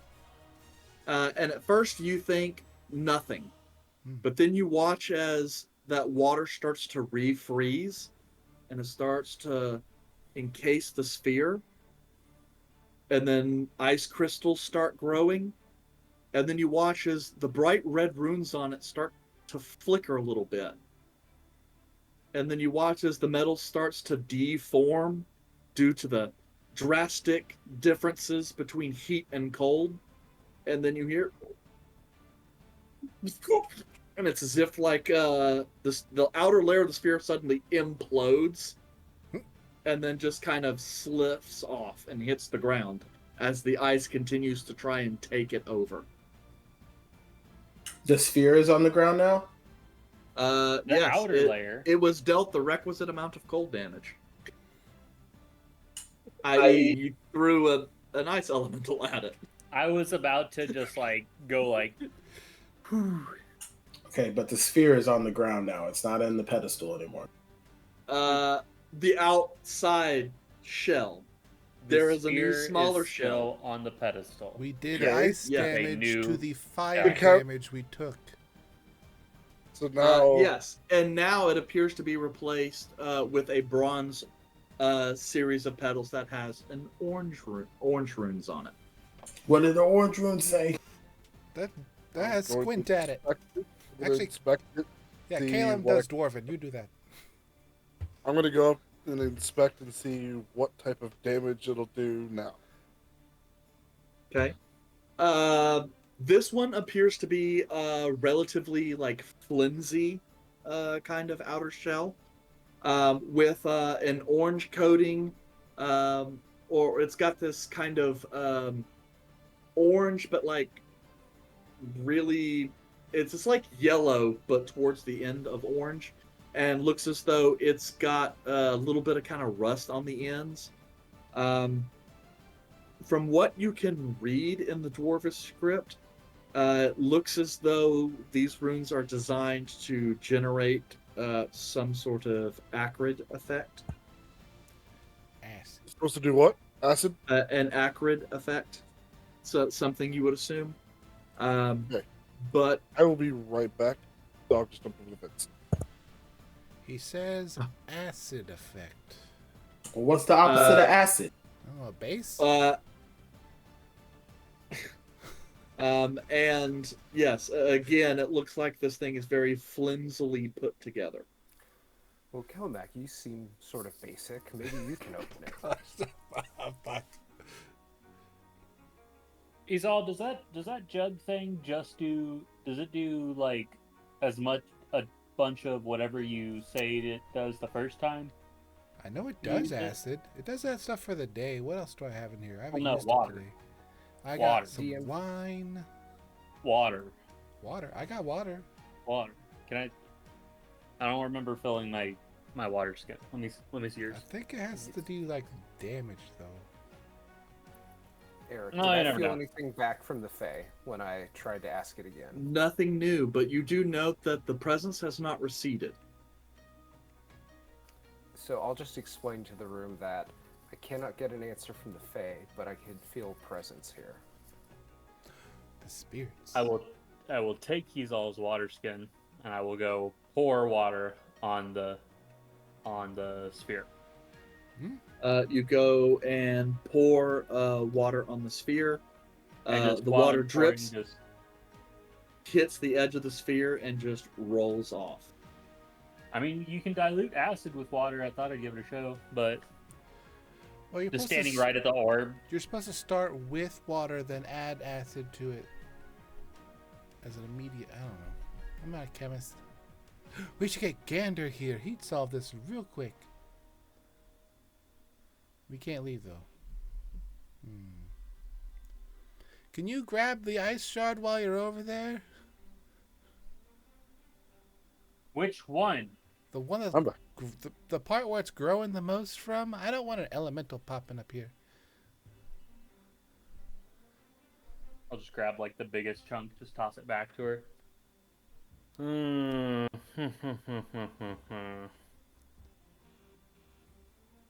I have no idea. I don't know what to do. Who's determined it? What was the Need the damage? opposite of acid.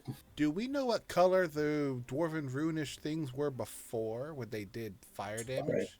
Red. Red, They were red, and now they're yellow. So it'll do acid.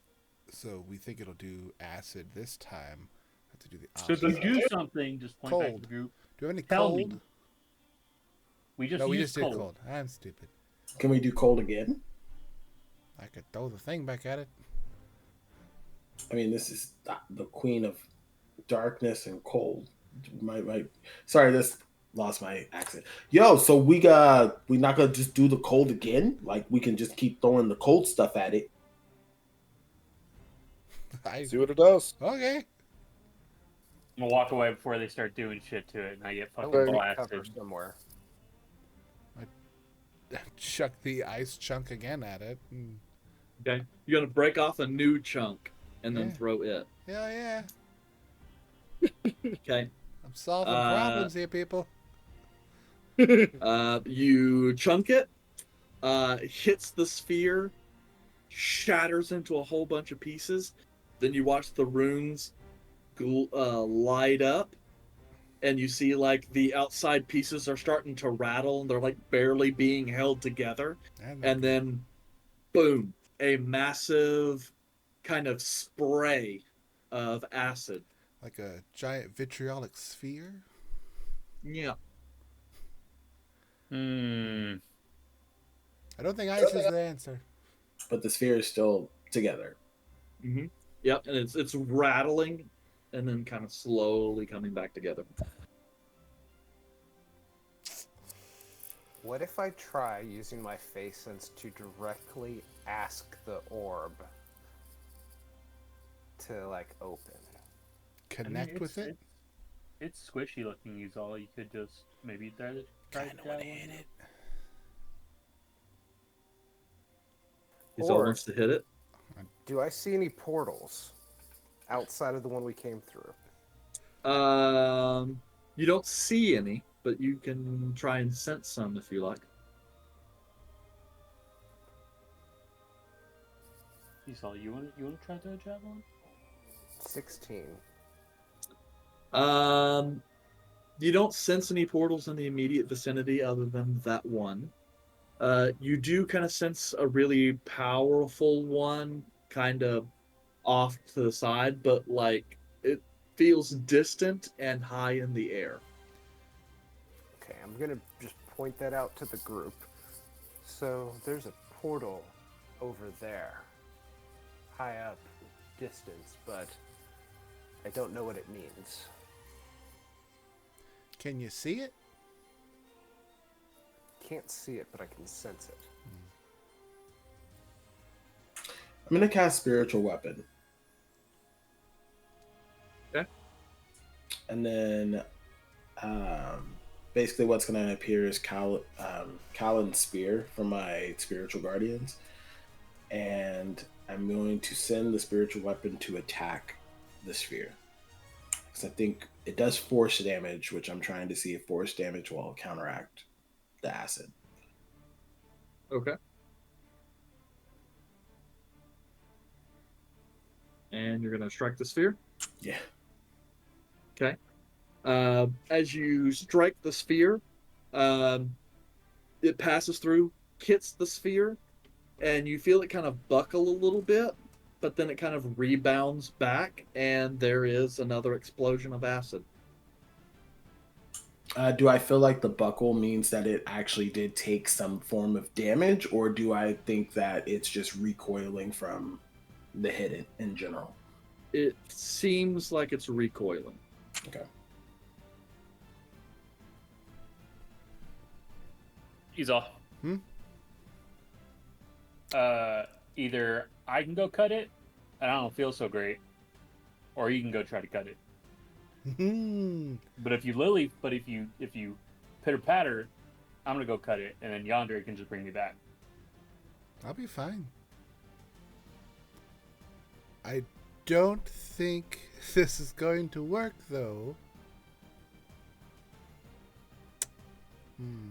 I think it has a chance because acid dissolves metal.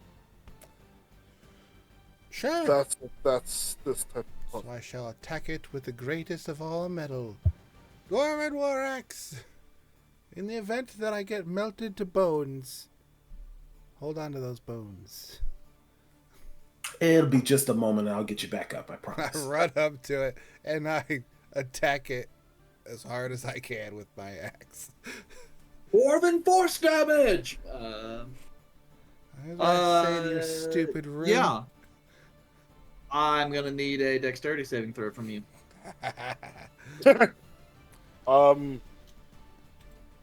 When I see Izal take that hit, Natural. Hold up, 20. Isel. What? Okay. Save your...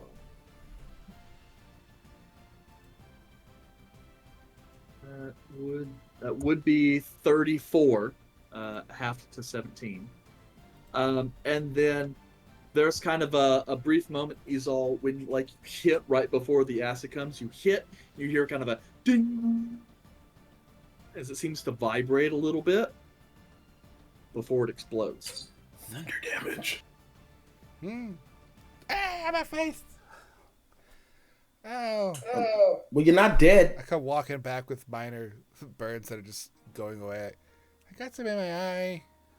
Well, I mean, I can't fix it if it's in your eye. But That's good. It just takes some extra blinking to get it out. You are muted. after that, It I'm made gonna a look at ringing Maylor noise when I hit it. and be like, "Hey, feel like being a test dummy?" I will be a test helper, but I will not be a dummy. I'm talking to What? Maylor. He's not talking to you right now. Oh, I'm sorry. I mean, only see one of you because my eyes closed. Come here. Hey, hold on. I'm trying to fix it. He doesn't have a So choice. you're but he going has- to summon Maylor and ask him. Well, Maylor's already out, but yes, He has I'm going to ask expressed his him if displeasure he at is being willing used to as go a up there pawn. and cast Shocking Grasp. Maylor sits and goes, well, I suppose I could, as I, well, am much less likely to take any sort of real damage. I'll do it, but I can't cast it. I would note, however, Caleb, it would seem as though you're just throwing things.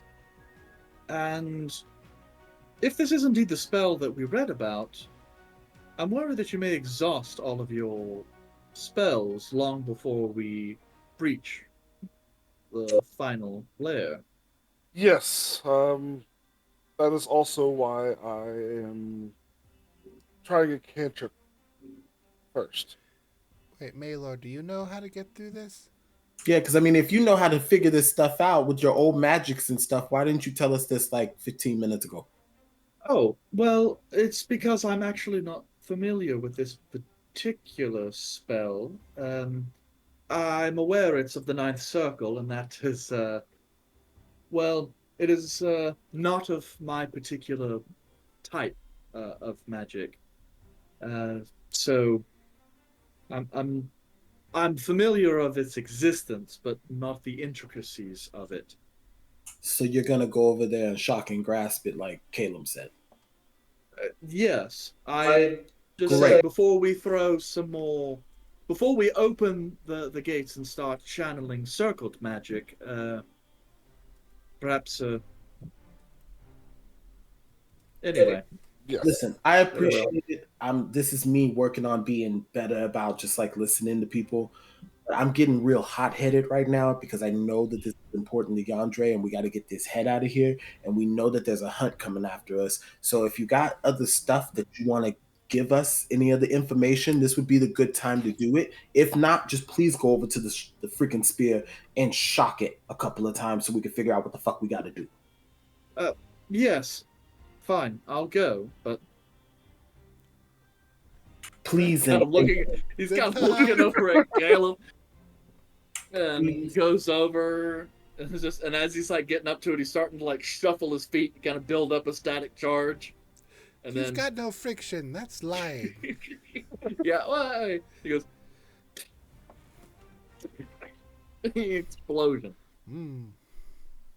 and he goes looking around. And goes, well, that was nice. Did we get a sense that that may have been effective against this? Just not enough damage. Does not appear any more or less effective than anything else you guys have tried. Try thunder damage.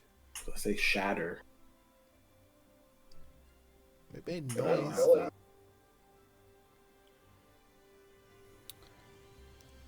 Let me look through my spells. All right. I don't have. I mean, I don't think. My problem is I don't have damaging spells really. Hmm. Yes, and as far as I'm concerned, my issue is I don't speak Dwarvish. So But both you two speak Dwarvish. Where does that have anything to do with the stuff here? Like we looked at the runes. The runes are there. Like, does anybody know what it's I mean, you had a cursory glance of the runes. That's sure, but as far as breaking down and studying the spell patterns, I don't speak any Dwarvish. Let's try thunderclap this time. It's actual thunder damage instead of. And looks back. Hey, well, Caleb, while he's doing this stuff, can you like both you and us all look at the runes and see if you can read what it says? Because he's pointing out that there's something about the runes and breaking them down, so maybe we need to read them and understand what's going on. Yeah. But Then let's. all right, let's go walk over there. All right. Yeah, as he's all basically just kind of rubbing off like sloughed pieces of acid from some of her gear that might have melted. You said there. Caleb, before you go over there, I'm going to cast guidance Our on you. bondage gear is going to get Okay. exposed. Yes, Calback? You said there were other spheres. Yes. It's like a Matryoshka doll. It's a sphere and a sphere and a sphere No, and no, a no, sphere. no, no, no, no, no. Is there a singular pedestal, or are there Singular other pedestal, pedestals? and the spheres hover on top of it. You say them, but you say it's a singular pedestal. There are other things on display here. We're There are after multiple a- pedestals. I skipped over those because every time I've tried to do that thus far, you guys just keep going on. So,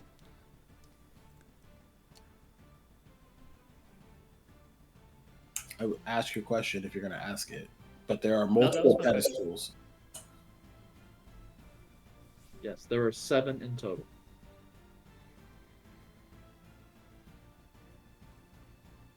You said there's a throne of Queen Mab that's in the middle too. In the middle, there's a statue of Queen Mab. I'm gonna go look at the statue of the Queen Mab while they're doing this stuff. I want them to pay attention to the dwarven runes, but I'll go check out the statue of Queen Mab. Okay. That's a rune. Don't touch it, It Caleb. is. So we'll have call for rolls. Is there something specific you guys want to do to try it out?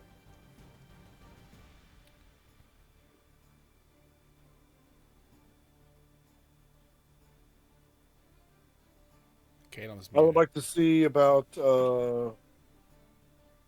if there's anything that is written in there that would help us determine what we are supposed to cast for each layer, or what each layer actually pertains to.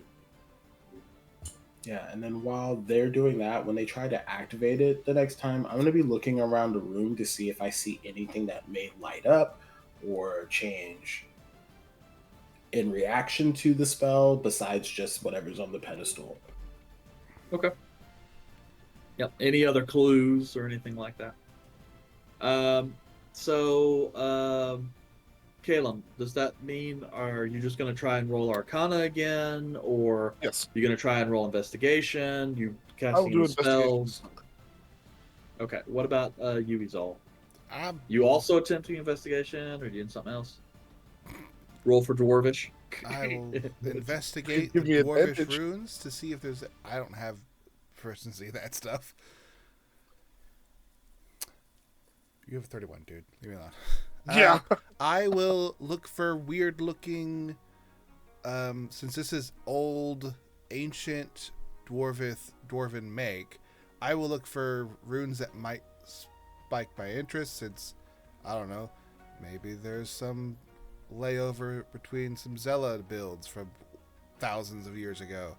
I'll just look at them, since Okay. it's the only thing I have going for me. Yeah. In which case, you can either roll a history. It's all the same bonus anyway. Yeah. And Hey, then 16. and what'd you get, Caleb? 31. I'm Yeah. proud of my 16, okay? Roll a 19 plus 12. Yeah. Going through it, Izal, this is something you're not super familiar with, but it does seem like the kind of shit that would be put together in the Adamant Spire. Bunch of nerds. Right? Yeah, bunch of nerds. Where's Gandalf? But yes, as you guys are inspecting everything, trying to look through, you can see here that there are a number of stuff that has pertaining to do with the acid. But with Izal's help, because Izal kind of notes that these pieces seem to be put together with magic. Unlike the previous one that had like hinges and other locks and stuff to kind of keep it rigid. This one is just several kind of pieces that are kind of touching each other, and they seem to be kind of easy to move apart. And you happen to note, Caleb, that there are runes, kind of abjuration runes on here that should make this thing invulnerable to just about any kind of magical damage that this thing is likely to be able to take, including like straight up force magic. So whatever it seems might be able to bypass this, it's not going to be magic. What was the reaction whenever it was actually hit by Azal? It seemed to take the actual impact from the weapon just fine. Like I said, there was that brief moment where it looked like it took an impact and then reflected that impact.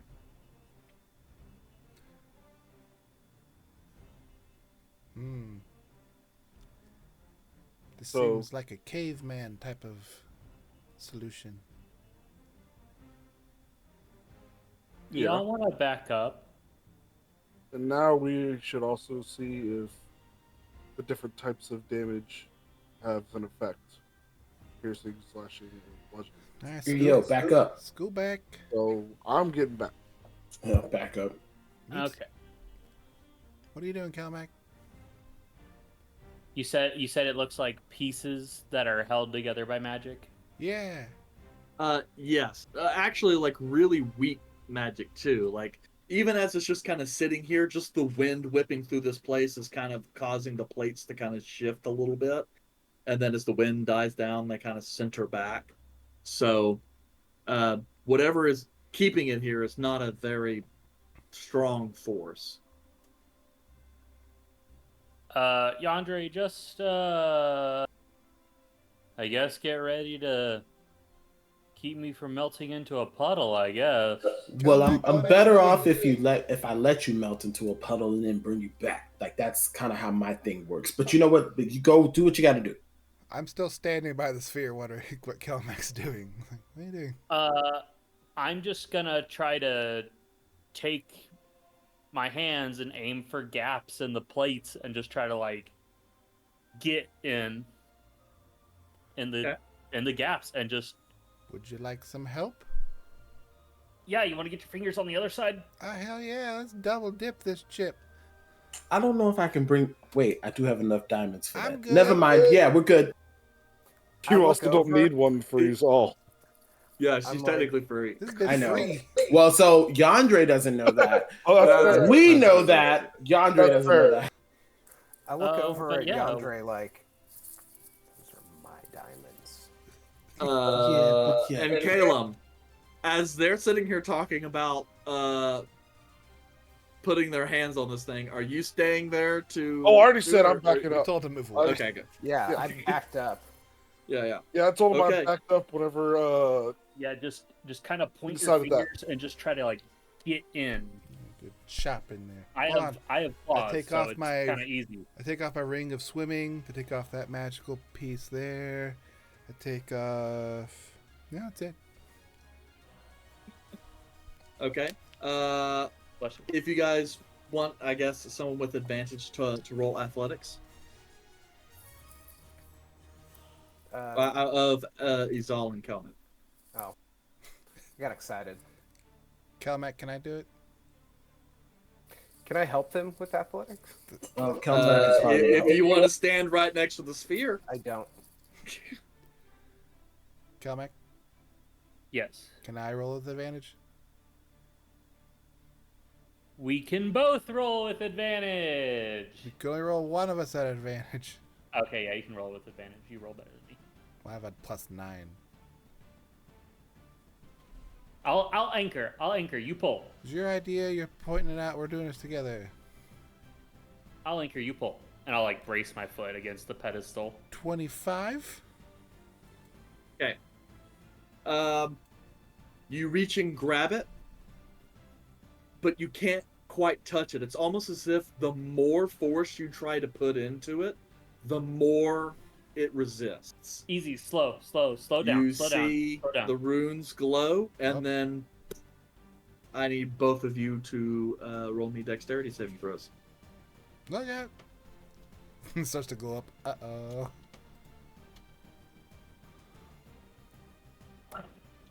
17. Ooh, am I within 10 feet of Kelmac? You are. Yay, 20. Got a 6. Kelmac, come on. 6 will fail. That is 44 points of acid damage. Jesus. Still barely there, buddy. Half for 22. Yeah. I 22. don't think you're supposed to apply it there. Ow. My hands hurt. I felt like the harder we pulled, the worse it did. What the hell happened to you, Kelmac? Okay, I thought it looked How familiar. are you looking, Kelmac? I have 3 health. Yep, you've His got hands are all pieces of your burnt to fur shit. that have. Yep. Yeah, I'm You just got like fur, walking huge back. patches of fur that You kind look of like the melted guy off. that I blighted. You I'm take, gonna, like- you take potato starch or some kind of starch and water, and it makes like a goo, but you can, if you throw it or hit it, it doesn't move. Oh, that stinks. But if you just pull slow, or like take it easy, it's like water, like quicksand. Is there something else inside of it, or is it just those pieces? Do you see another orb or anything inside of You it? see another layer? That layer did not move. But you can see that there do appear that there are other layers beneath that one. Yes. Red, Yes. can you do one of your little delicate touch things and try to see if you can reach inside of it and take it out? Whatever's in there? Sure. So I'm going to go up and The rest of y'all back up. I'll go stand by Yeah. Kelmac. And then I will help. Bonus action help you. so I get advantage. Whatever it is. I'm hoping it's a sleight of hand, but yes. Okay, Well- so you're gonna try to daintily slip in there and pull whatever's inside. Yes. Okay. Yeah, that'll be a sleight of hand. It's gonna be kind of hard because that shell is kind of shifting a little bit, kind of rocking with the breeze in here, and then What about a dirty 20? dirty 20. You get your hands to kind of slip in through the pieces, and as you kind of gently kind of bump the plates a little bit, you can see them kind of shift. But as your hand gets in there, you feel something is preventing you from getting down into the lower layers. But the runes do not light up and explode. Okay, counterpoint. What if not just trying to face sense, what if I actively try to touch it on the outside and try to get some sort of feeling directly from the object? Sure. If you want to roll another phase sense now that you're there and haven't exploded in a pile of... I'm gonna guidance you. Is guidance Okay. advantage? No, it gives you a plus 4. So 25. Well, a plus D4. No. You just have to roll the 4. Plus D4, got it. But yeah, you'll probably roll the 4 anyway. Rolled a 2, so 23. 23. Oh man, that was almost a crit. No. So you're kind of sitting there going, okay, guys, you got to help me out here. As you do, you're kind of sitting there, and you feel the wind kind of pick up a little bit more in this place as you can, and that feeling kind of presses in, and all of you guys kind of notice that there's all through the windows, there's more breeze that starts to come in. And Vorad, you kind of notice as, oddly enough, this outside orange shell is kind of rapidly, kind of shifting, kind of being blown about in the wind, and looks like it keeps having trouble staying together. And then as the wind kind of dies down, it starts to settle back, still shifting a little bit with the breeze that comes through. Is the breeze being caused by windows? Can I open? It appears to be windows? some wind that is coming in through the room. But I'm asking specifically, are there windows or anything that could be opened to try to get more wind? There are numerous windows, but none of them, or no, numerous openings, but none of them have windows. Okay. I have a spell that can create wind, but Volred, I have an idea. Yes. Try to gently move a plate out of the way.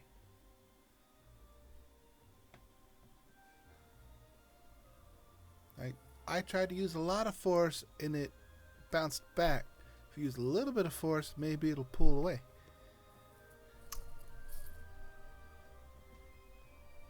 Okay, I would like to attempt to do that.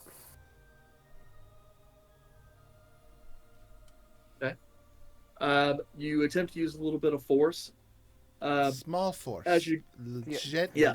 Gentle, like petting yes, the dog. hand of trivial force, unseen servant force. Yeah, you kind of go and you start pushing the plates. They start to shift a little bit, but as you continue to melt them, you notice that the orb shell just starts moving around in a circle. There's something that still keeps them roughly in the same position, but you don't explode in acid, and a light amount of force does seem to get them a little bit moving. What if we got more wind? Do the wind thing. I'm gonna ask Volred to pull back, Okay. and I'm gonna try and cast Gust. Okay. Cantrip. You cast the Gust cantrip. Roll me a d20. Just a straight d20. I don't need to save, just a d20. 13. 13. As you cast Gust, the gust kind of moves along, and you see there's a moment where all of a sudden all the pieces of the outside suddenly shatter and then move and then start shooting off across the room like they ragdoll, just ping ping, Got shit away from me. and then you watch as a smaller sphere, this one yellow in color, slowly gets a little bit bigger and starts to arc lightning. Get your hands out of there. Shit. I think now is a good time to go ahead and go for break. Probably. Yeah. Okay. All right. See you all in 15 minutes. Au revoir. Au revoir.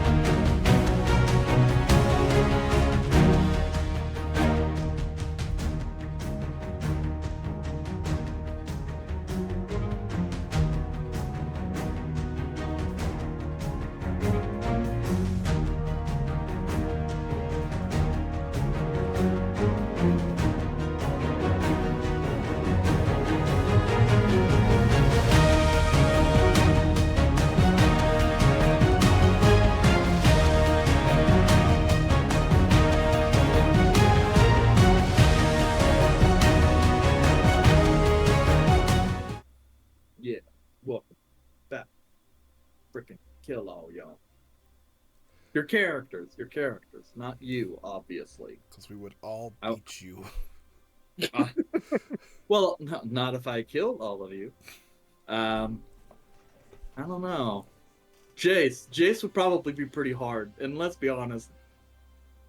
I mean, even if I really hated Aaron, there's like easier ways to cut him out of my life than to fly all the way to Montana to kill him. We're live, Eric. Just letting you know. You know, I don't know how many times I gotta say what state I live in, Dakota. and he's probably still Dakota. gonna get it wrong. Well, you know, it's up there near Canada. Canada pants. We said okay, but you say Dakota, like North Dakota or South Dakota? Yeah, it doesn't really matter. It Well, does. one More is than one one. is practically Canada, and the other one is slightly less Canada. Joke's on you. If you fly into Montana, you still have to drive over an hour to get to me. Joke's on you. If I fly into Dallas, I still have to drive over an hour to get home. You're not impressive. That's Yeah, but there's stuff in between there. Nothing Here, you wanna there ain't visit. shit. I mean, it's like 30 miles, you know. But yes, hey guys, welcome back. From some of our little banter that always seems to happen. It's mostly my fault, but it is what it is. So, previously, you guys have broken through the red and orange kind of spheres, and have moved on to the yellow sphere, which at this point in time is whirring and arcing lightning bolts kind of around the place. Throw a rock at it.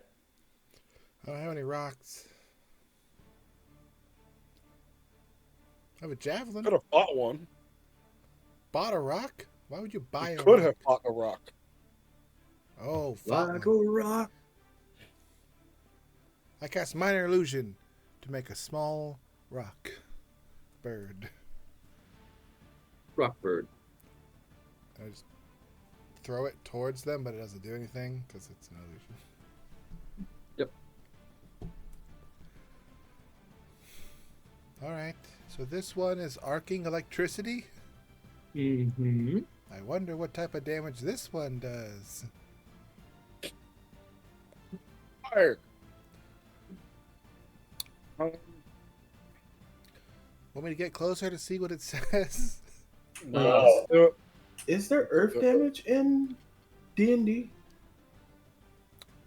Closest thing Bludgeoning. would either be bludgeoning or force. I still have spiritual weapon up. That's true, you do. I can try hitting it with spiritual weapon, but I'm sure Might that as well before we get up there. Hit it with it. I'll send spiritual weapon up to the thing and try to hit it. Okay. Roll me an attack if you don't mind.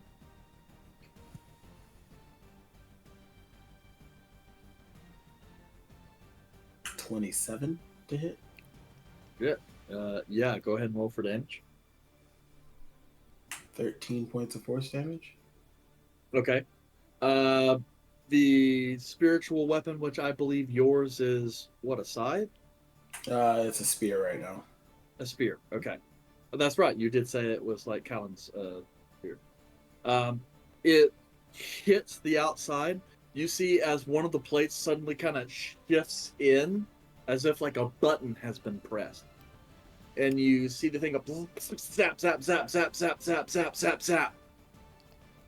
But the part of the button of the sphere that you hit remains pressed.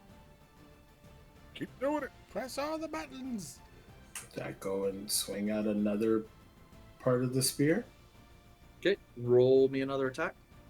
I'm not playing Simon Says with an electro ball. Red, green, yellow. Nat 20. Nat 20. Okay. Again. So it would be 21 plus whatever I roll, which is horrible damage. 2 ones. 28. You hit, when that one happens, it rocks a little bit, and you see it's like two of the levers to press. Zap, zap, zap, zap, zap. but figuring out this works with a couple extra attacks. You guys watch as like slowly but surely, this thing slowly kind of collapses in until the last piece collects, and then you hear click, and then all the pieces just kind of fall off. In record time. Yeah. No, I'm pretty sure the record time was the ice one. And then you see on accident. and then Volred, you kind of feel this before you really see it. You watch as this green orb suddenly comes up and gets kind of larger in size. But you see there's these kind of portholes in the sphere that at once look into the interior of this and then suddenly fill in with some sort of shimmering portal. They look like a portal to everyone else. Volred, your portal sense goes up, and you can tell they're definitely portals. Those are portals. So, like, do we stick our hands in the portals, or like, is it multiple portals that both all lead to different places, or is it one portal but it's just in a spear form? Hell, Maylor, Caleb, how many layers do these things normally have if you're familiar with it? Well, prismatic wall has 9 layers. That's so many. Melo goes, in some cases, they can have as few as 6 or 7. It kind of depends on how they're crafted. Yeah. We're only through 4, so we still got at least 3 more to go, huh? Technically, this is the 4th layer, and we've yet to get through it. So we may well be just about halfway through. I'm gonna throw a die at it. Die of what? Dice set? From my dice set. That sounds I like don't a need gamble, this shit Kelmac. anymore. Are you sure? I don't need this shit You're going to be anymore. opening some doors that might best stay closed. Snake eyes. It's quite the risk. Why do I still fucking have these? Just, ugh. Just throws them angrily at the thing we're trying to hit. Yeah, roll me a d20. Those were D6s. 4. Okay. You launch these Even dice. in real life, I can't roll good. Well, you don't know. You launch these dice. You see them disappear through the portal hole. They all go in an individual portal. Just So let him finish explaining. And then you guys are like, okay. And then all of a sudden, over by you, Caleb, you hear thwack, thwack, as these 2 objects of unknown origin hit the ground and shatter into a whole bunch of pieces. Are they dice? were they? As you're kind of taking a look, they look as though they could have once been dice, but they're in an awful lot of pieces now. Can I mend a couple of them to see what the origin is? This one rolled If 2. you deign to spend time, it starts looking awfly dice shaped.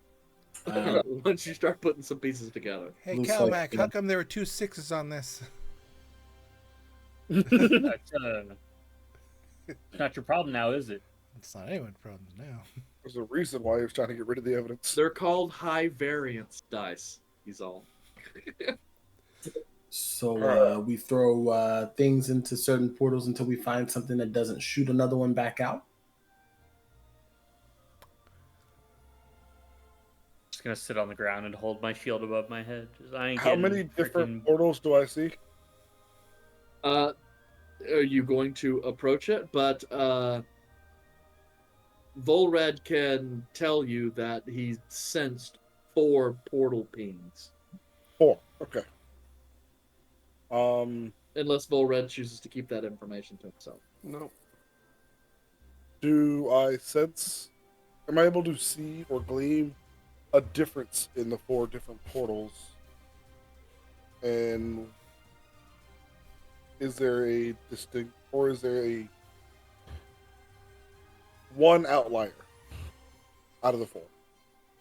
No, as you're kind of taking a look at the portals, it's kind of weird. Each of them actually looks like pieces of glass, and when you stare into the portal, you can actually still look in to what looks like a lever, and all of the portals all seem to look in at this lever, but from different vantage points. Um, so it looks as though you can see it's actually interacting with that lever though might be a problem. I have an idea. Um, would Mage Hand go through a portal if I cast it through like a portal to the lever? You wouldn't be able to cast it through a portal because technically whatever's on the other side of the portal is not in line of sight. Okay. So you could cast it outside of the portal, possibly move it in. I'll do that, but be more than 30 feet away because do that. It's obscene. Okay. Gonna cast Mage Hand, put it in. Okay. Quick. Okay.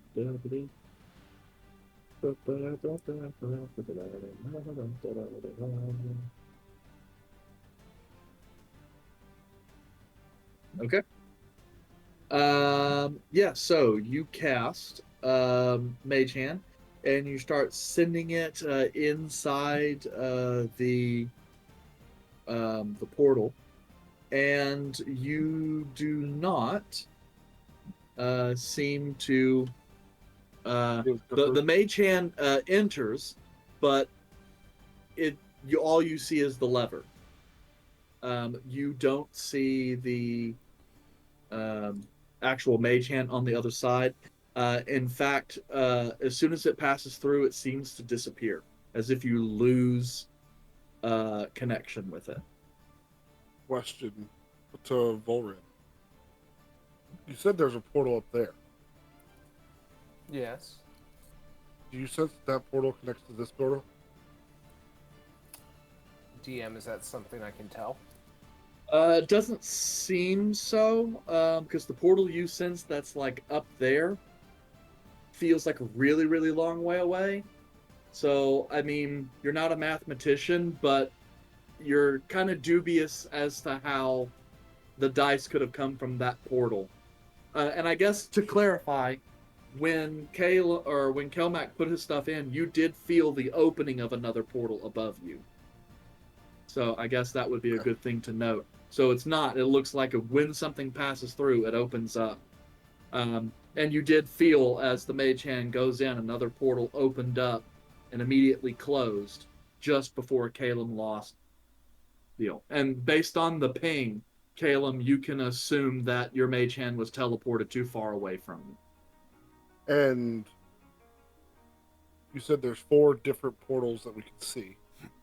Mm-hmm. On the sphere. I'm going to try that for the other 2 portals. The first one is okay. Do you tell us that the? Yeah. Well, I'm not. I mean, more for Volred on the portals opening up above us. Do you let us know that, or is that something? Yeah. Well, if he's still going to do the Mage Hand on one of them, just to kind of discern whether or not it's the same portal, I'm going to be looking up to see if I see any portals activate up in the air and where they activate from, if it's possible. Yeah, it's kind of hard to see, but it looks about like 120 feet above you. You see a slight glow. During that glow, is there another platform or anything that blocks the light 120 feet up? Because that would indicate that there's probably something up there that we need to get to. Nope. From your vantage point, it looks as if that portal opens up in the middle of the air, such that if one of you were somehow capable of passing through it, you would fall to your death.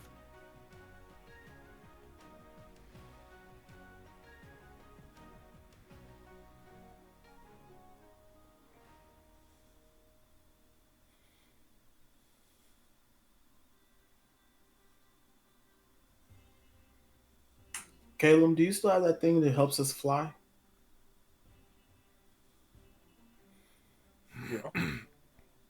mind casting that on me for a little bit? Double check so I'm not making a liar of myself. How big is the sphere? I guess I must have brain farted on that. Yeah, the sphere's about 3 feet in diameter. The little portals are like CD, compact disc size. Meaning that none of us should be able to fit through it. If Yeah. You if could I was try to and get put your hand in closer, there. Are there any runes written on it as well, or is it just very... There are runes written on it. Obviously, you don't really know what they mean magically, but the runes that are kind of on it are talking about linking spaces and making your own path. I will also note. Actually, let me check this right quick so to make sure I'm not giving you information that I shouldn't. Yeah. You can feel as you get closer, both the bag of holding and the bag of colding. You can kind of feel vibrate a little bit.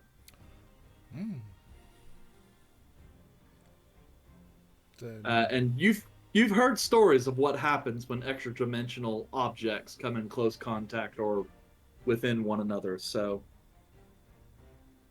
I cast Fly on Andre. Wait, before you do that, you read Dwarven too, though, right? Yeah, I was gonna go up there after that and then Well, look at it. because just because Azal doesn't understand what it means magically doesn't necessarily mean you won't have it. So before we waste the spell slot, I would say like Yandere would be like, yo, I'm gonna go up and try and decipher what runes I can and their meaning. okay, you can tell that this is conjuration magic that works in here, and as far as you can tell, it's been warded against any sort of physical or magical damage. And oddly enough, one of the only kinds of magic that it isn't protected against is conjuration. And yes, you get the same similar kind of thing about. It's written in some kind of a cheeky dwarven poem type thing, where it talks about, sometimes you go through life and you have to climb a mountain. Sometimes the slope gets too steep and you have to find another path. And it says, yet other times you have to make your own path.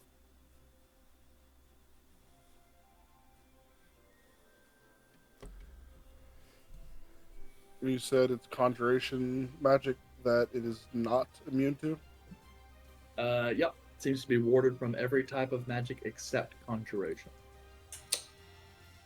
do you say this out to everybody? Yes. DM, I am going to attempt to reach in my bag of holding and think about that lever. I don't know if that's going to help, but I want to attempt to like reach in and see if I can grab or pull the lever while it's in my bag of holding. Okay. You do not seem to grasp any sort of lever. But depending on how far away, you can still kind of feel that slight pull as well. Almost as if the sphere wants to gobble up your extraplanar objects.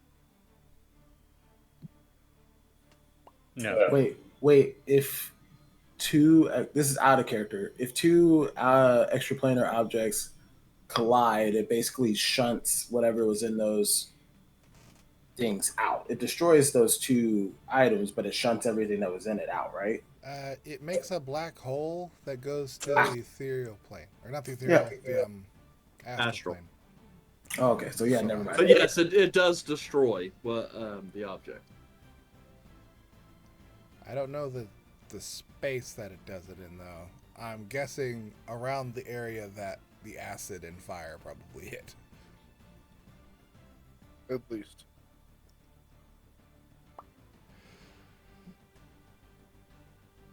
God dang it, man. I just bought this one.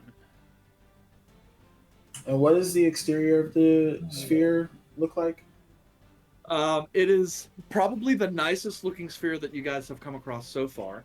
It's relatively plain and kind of a dark green color, and with these kinds of polished brass runes kind of etched in. And these essentially like portholes that are kind of ringed in that polished like copper color with those portals on them. Is there any lines or anything on the exterior of this sphere? It does look like there are lines where a couple pieces of the plates have kind of touch each other, and you can see that there's like that polished kind of copper that runs along those boundaries as well. But the whole thing is locked up pretty tight. Okay.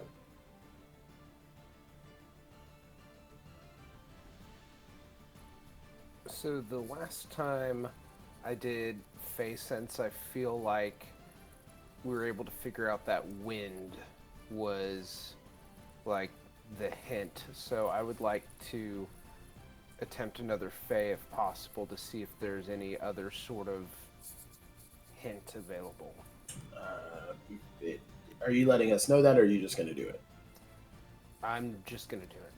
Okay, so you can give me a roll, but Kelmac, you got a question? I was gonna let Volred roll and then try to do a thing.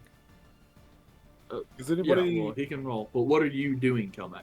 I'm gonna take the rope he's all used to try to chuck the ice piece. I'm gonna make a loop that I could probably put foot in, or like I could hold onto it, and the knot's not gonna come undone.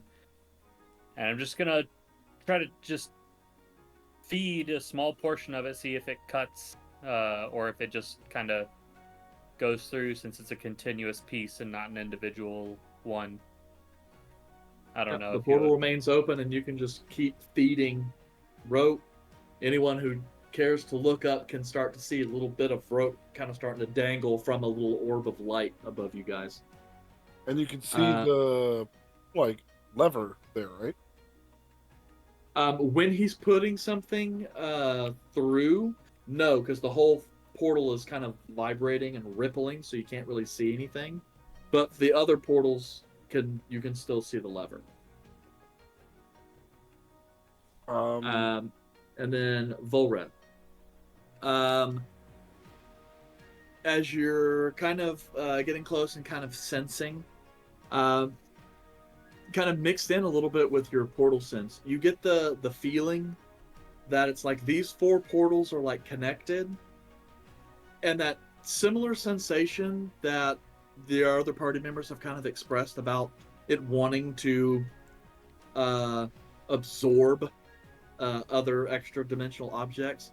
You can almost kind of feel the same tension existing between the portals, as if they are constantly attempting to devour each other, but can't because they are held in place by this outside shell. So you get the sense that these portals are rather volatile, I guess is the way to phrase it. They're not like Kalim's portals. I need more rope. I borrowed that Who rope has from you. rope? That's what I'm using. I will have explained this to the group while this is happening. Does anyone have more rope? I have a 10-foot piece of chain. I have 50 feet of I rope. have rope. Okay, let me see your ropes. You may not get it back. I'm just going to take this out. Wait, why are we doing this? Why are we doing it? I'm going to, because it is 120 feet in the air, 2 50-foot sections of rope will not reach. So I'm going to connect 3 pieces of rope, and my thinking is one of us can climb up. That's one process of thinking, but Volred explaining that the portals want to eat each other is that if we can pull them together, pull the auxiliary portal down somehow using the ropes as linkage. Does everyone kind of get where I'm going? Yeah, but we haven't even confirmed that the lever isn't up there. Like, if we can just get up there and see. Yeah, and that's one course of action is we let out enough rope that someone can grab the end, and then we can haul them up. Caleb, do the thing. And Yandre will fly up. Part of me wants to be like, I just gave you a high five, but I'm not going to do that. Just imagine that's out there, though. You don't have to talk about it. Okay. So, Yantre, you fly up, and you see the little portal that seems to just kind of be shooting out cosmic portal particles, with the rope kind of dangling through. As you don't see any lever, and as you're kind of trying to look through that portal, you can kind of see Kelmac looking off in some direction, trying to like feed rope. So I see Kelmac, but I don't see the lever. You don't see the lever. All right. This really is like some weird kind of disc appearing in the middle of the air. Okay. Okay. Well, all 4 portals. Well, then I was gonna say I could now. I'll tell Kelmac. Well, I don't know if he can hear me. I'll scream it.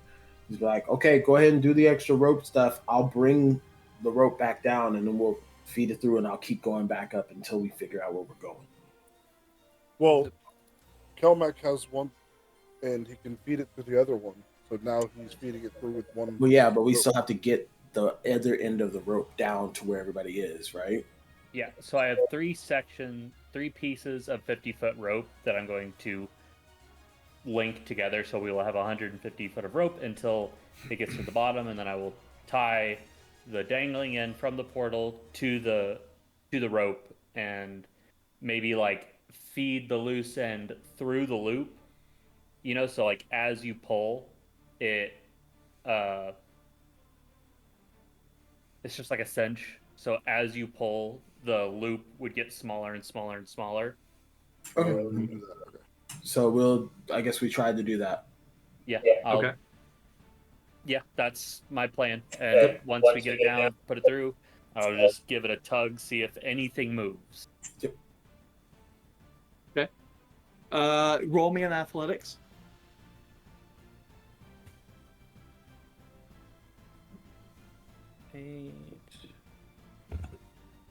20.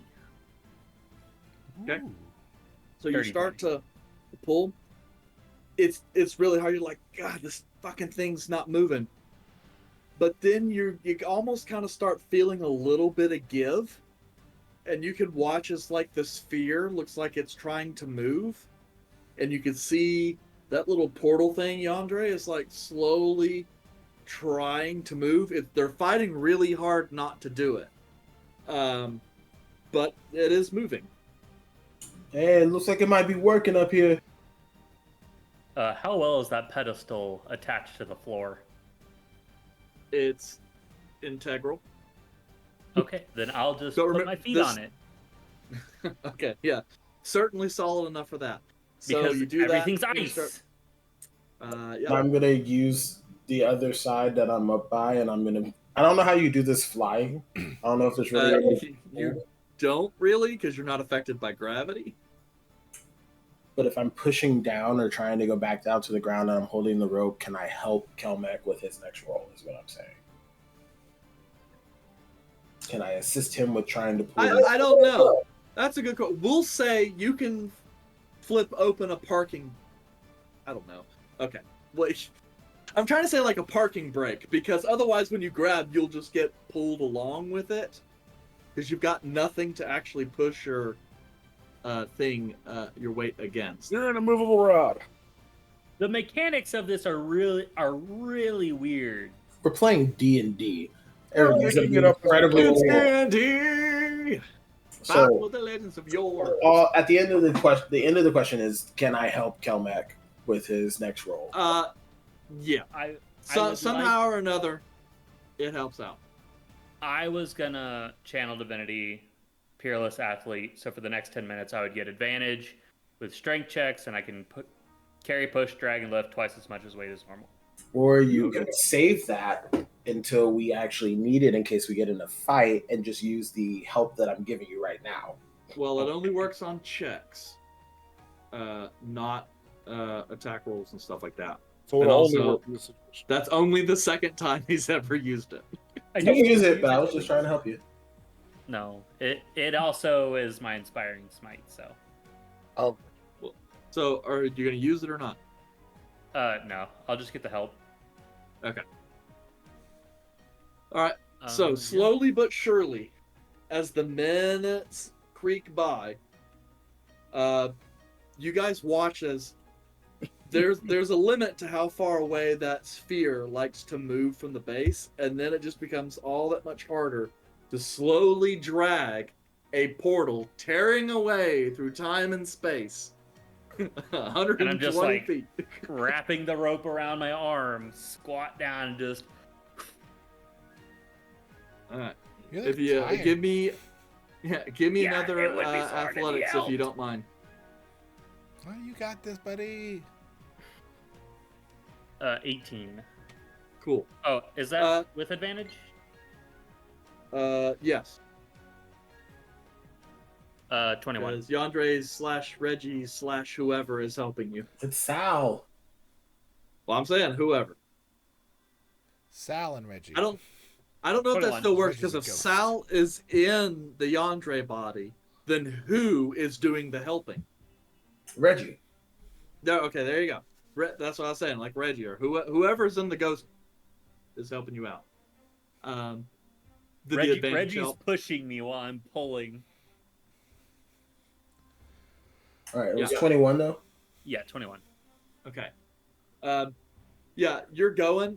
Your muscles are burning. I'm gonna need you to add a point of exhaustion, because you've basically been doing this for, I guess now almost an hour. But you notice that once that portal starts getting like within 30 feet or so, it starts becoming a little easier to pull. And then sure enough, you start feeling more and more slack go into the rope, even when you're not pulling. Yeah, And I'm gonna all of you can just watch start running back, pulling the rope. As if gravity has got these two objects. That little portal starts moving closer and closer, faster and faster towards. Neat. As the little portal makes its way, I'm behind reaching. his doll. Then behind us all. You watch as there's a bright flash of light, and I need Constitution saving throws from you guys. Even me, even though I'm hiding behind a brick wall. I was hiding. You guys were hiding. Oh, there is no wall to hide behind. I'm talking about Exalt. I am a wall. Izal is shorter than you. Natural 20. Oh, I got a 10. Man, I've rolled a lot of natural 20s today. This is nice. I got a 4. Woo, 17. I put on some of those Eclipse sunglasses. Neat. 21 again. okay. So it actually looks like Bull Red's the only one that failed. Now, I mean, there's a bright flash, and Volred, your corneas get singed a little bit. You're going to be blinded for the next minute. But that just, not that it really matters, but just know over the next minute, you're going to slowly get your eyesight back. Because you guys aren't in combat, so it doesn't really matter. But, yes, as you guys watch as it goes in, they start almost kind of swirling each other like they're creating a black hole. And then the ropes start whipping around and striking and hitting things, and then suddenly they go and get sucked in like spaghetti, and then there's a detonation, and Izal, you're like, whoa, and move over to the side as a piece of sphere rushes past your head. It's just fucking Cold clocks Caleb. And then you guys watch I as am the behind sphere you is for a like reason. Should have ducked. the sphere is spinning rapidly, and then slowly comes to rest again. It kind of then in its place, like this blue sphere increases in size. This blue sphere with silver kind of edging. Yeah. Way to go, Okay. Calmac. I'm gonna Good lay here job. for a bit. I'm gonna go up and I'm gonna read the dwarven runes and see what I can figure out this time. This is it's this blue sphere. Seems to have very similar kind of evocation style runes as some of the earlier ones. This one definitely seems to do cold damage, and as you get closer, you can almost kind of feel your body heat being sapped away from it. I think we gotta kill this one. Fire. Oh man, we don't have Maybe. any fire. I'm gonna continue reading. But yes, the kind of traceries on it are very thin. And it seems to have some kind of metal on it that seems like really bright. But yeah, you almost kind of feel like even your body heat as you draw closer, the orb kind of is like moving to see you, and you can almost kind of feel the energy raise a little bit. Like it's like, dude, your body heat is a threat to me.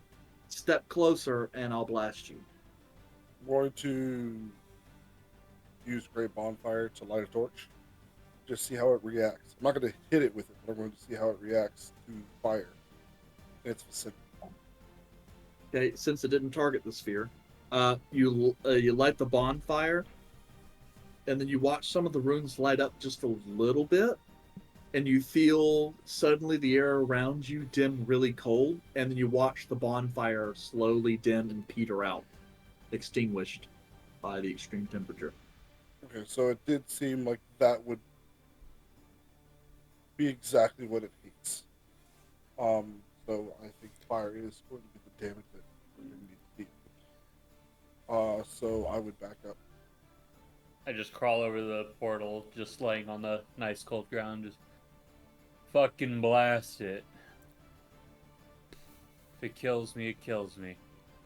Don't I you will have pull Kelmac further away. You look tired. Attempt to, and then ask his all for help. All right. Fireball! Pull Kelmac. I'm gonna heal myself for a bit, so y'all have fun. Your fur's all damp. That's the sweat. I wish I didn't know. So are you gonna fireball it? I don't have fireball. I'm gonna firebolt.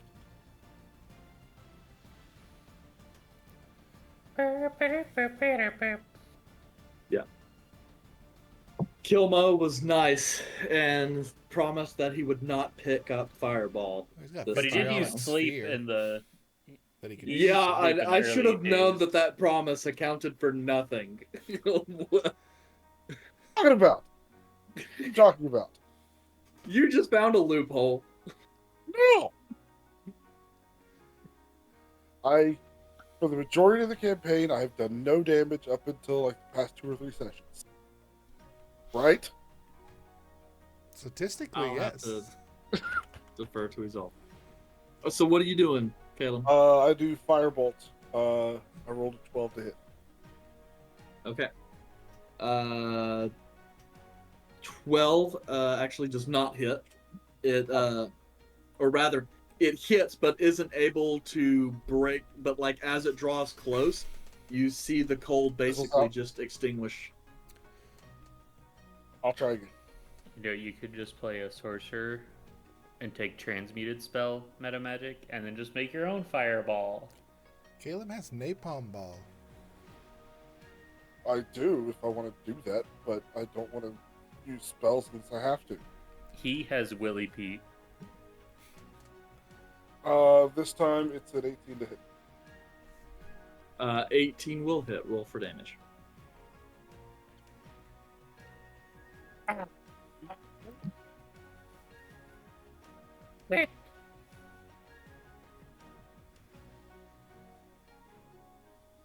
points of damage. You go through a couple of cycles of it wanting to shoot out large arrays of cold damage and add ice to the already frozen room.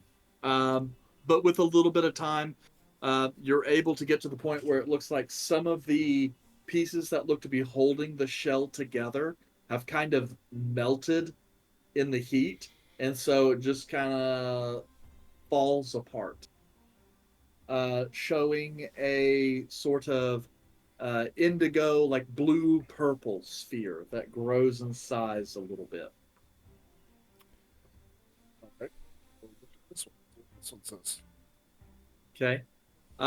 This one definitely appears to have some sort of necrotic kind of imagery and tracery around it. I guiding bolt it. Caleb's right there. Up. All right. It appears to be necrotic. Okay.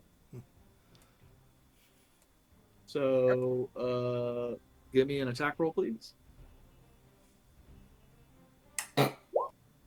11. Okay. That is not gonna be enough. Caleb, I need you to roll a Constitution saving throw.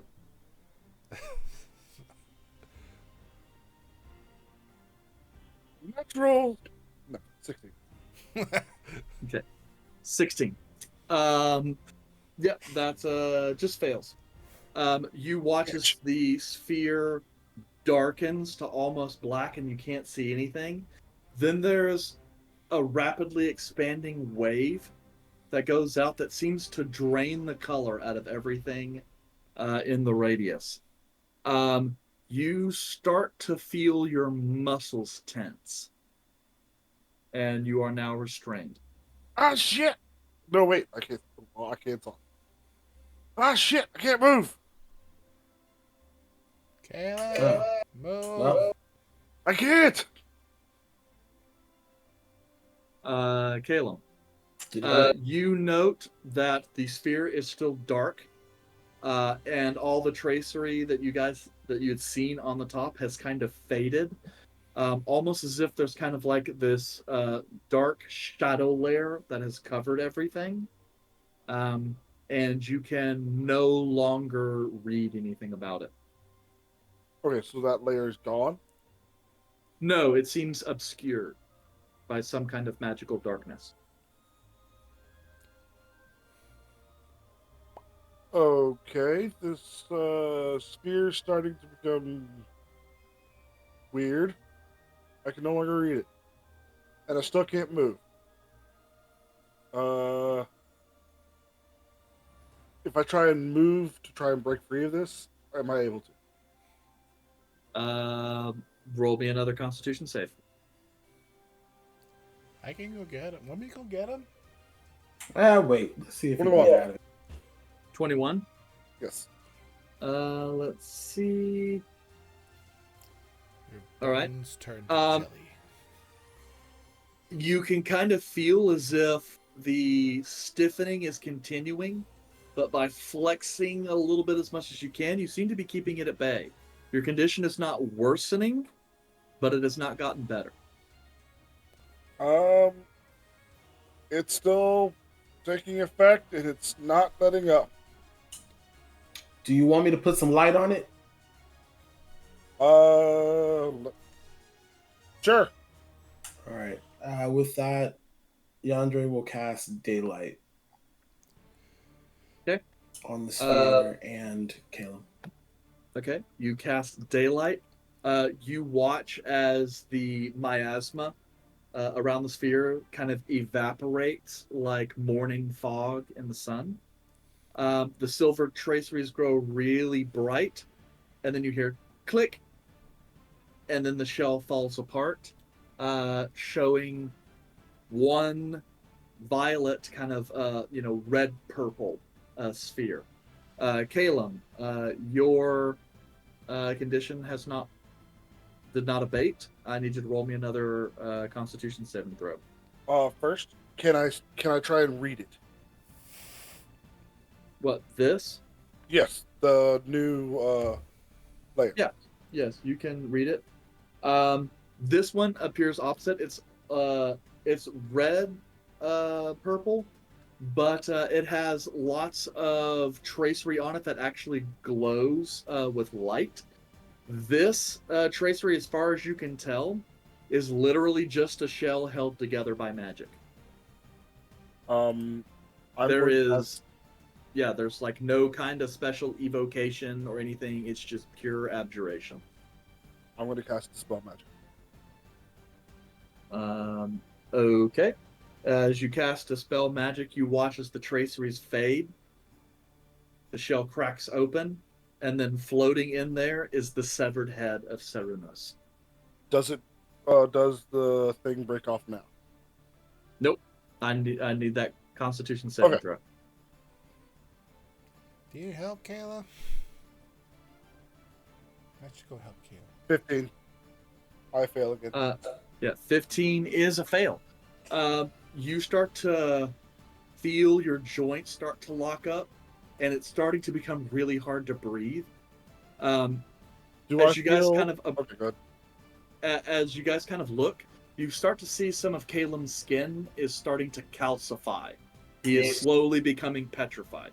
Does this feel like a area thing or a me thing? I use my as far as you can tell, it's only affecting you.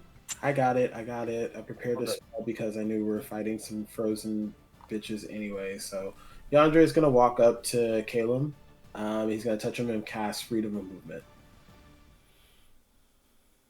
which removes petrification and all that. Paralyzed or restrained. So let's see. You touch a willing creature for the duration. The target's movement is unaffected by difficult terrain, and spells or other magical effects can neither reduce the target speed nor cause the target to be paralyzed or restrained.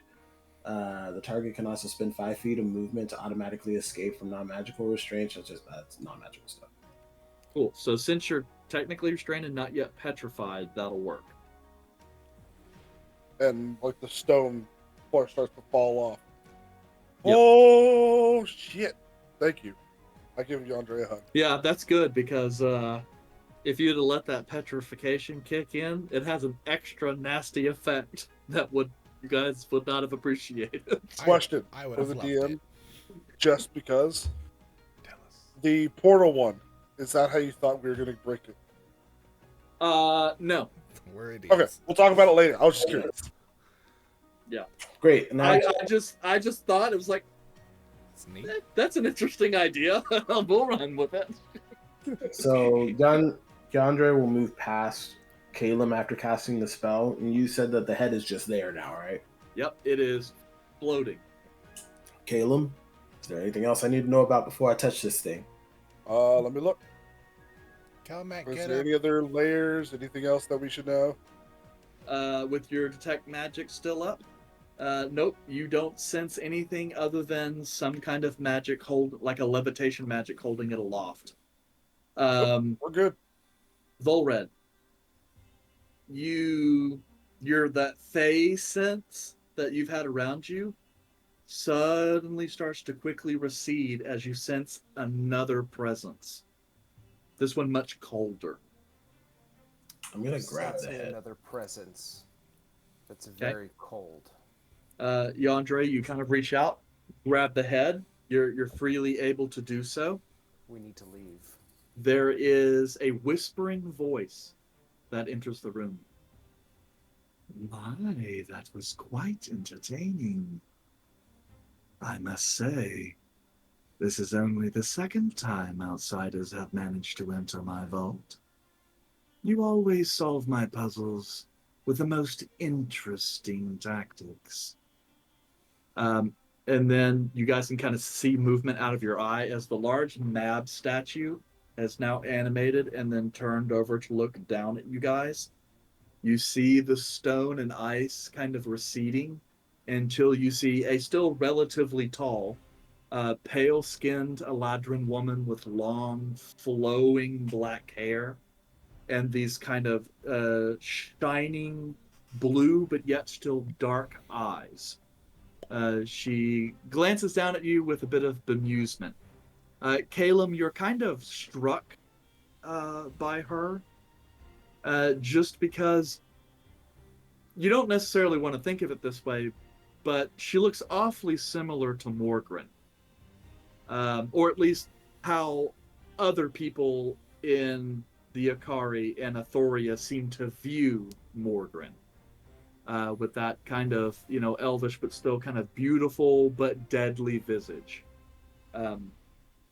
But as she kind of is looking down with you, this kind of long dress with kind of looks like a goat fur, kind of over her shoulder, she looks down. Well, it seems you've come and claimed your fries, child of autumn. Did she say fries? I think she said Fries. Sal, Yandere would take this incredibly seriously, but Sal would be like, it did kind of sound like she said fries, didn't she? Julienne, Curly, what are we talking about here? Yeah, I don't know. Hash browns. And then like Sal just like looks around because he's like, oh yeah, you talking to me. Yes, I am. Well, I'm personally not like an autumn kind of person. I kind of linger towards where there's heat, like Jersey Shore and stuff like that. But like you, I mean, you could call me that, I guess. You see her just kind of brush away her hand.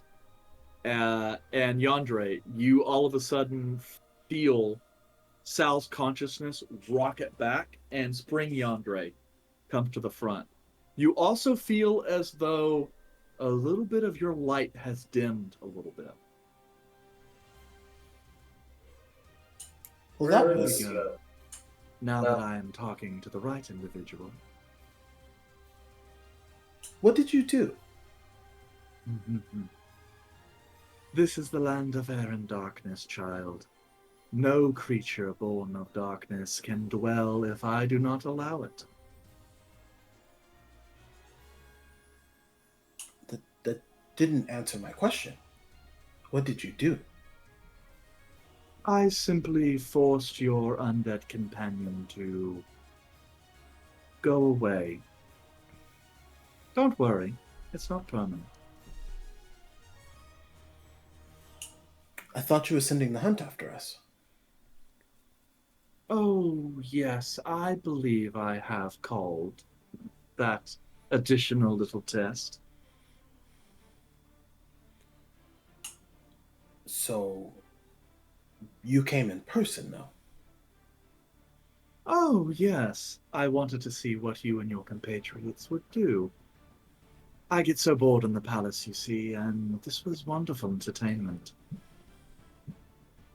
As I'm just laying on the ground with my head, I'm just like, really? I lean over to Zal and just be like, I like her style. She seems like a cold bitch, though. Where are we in?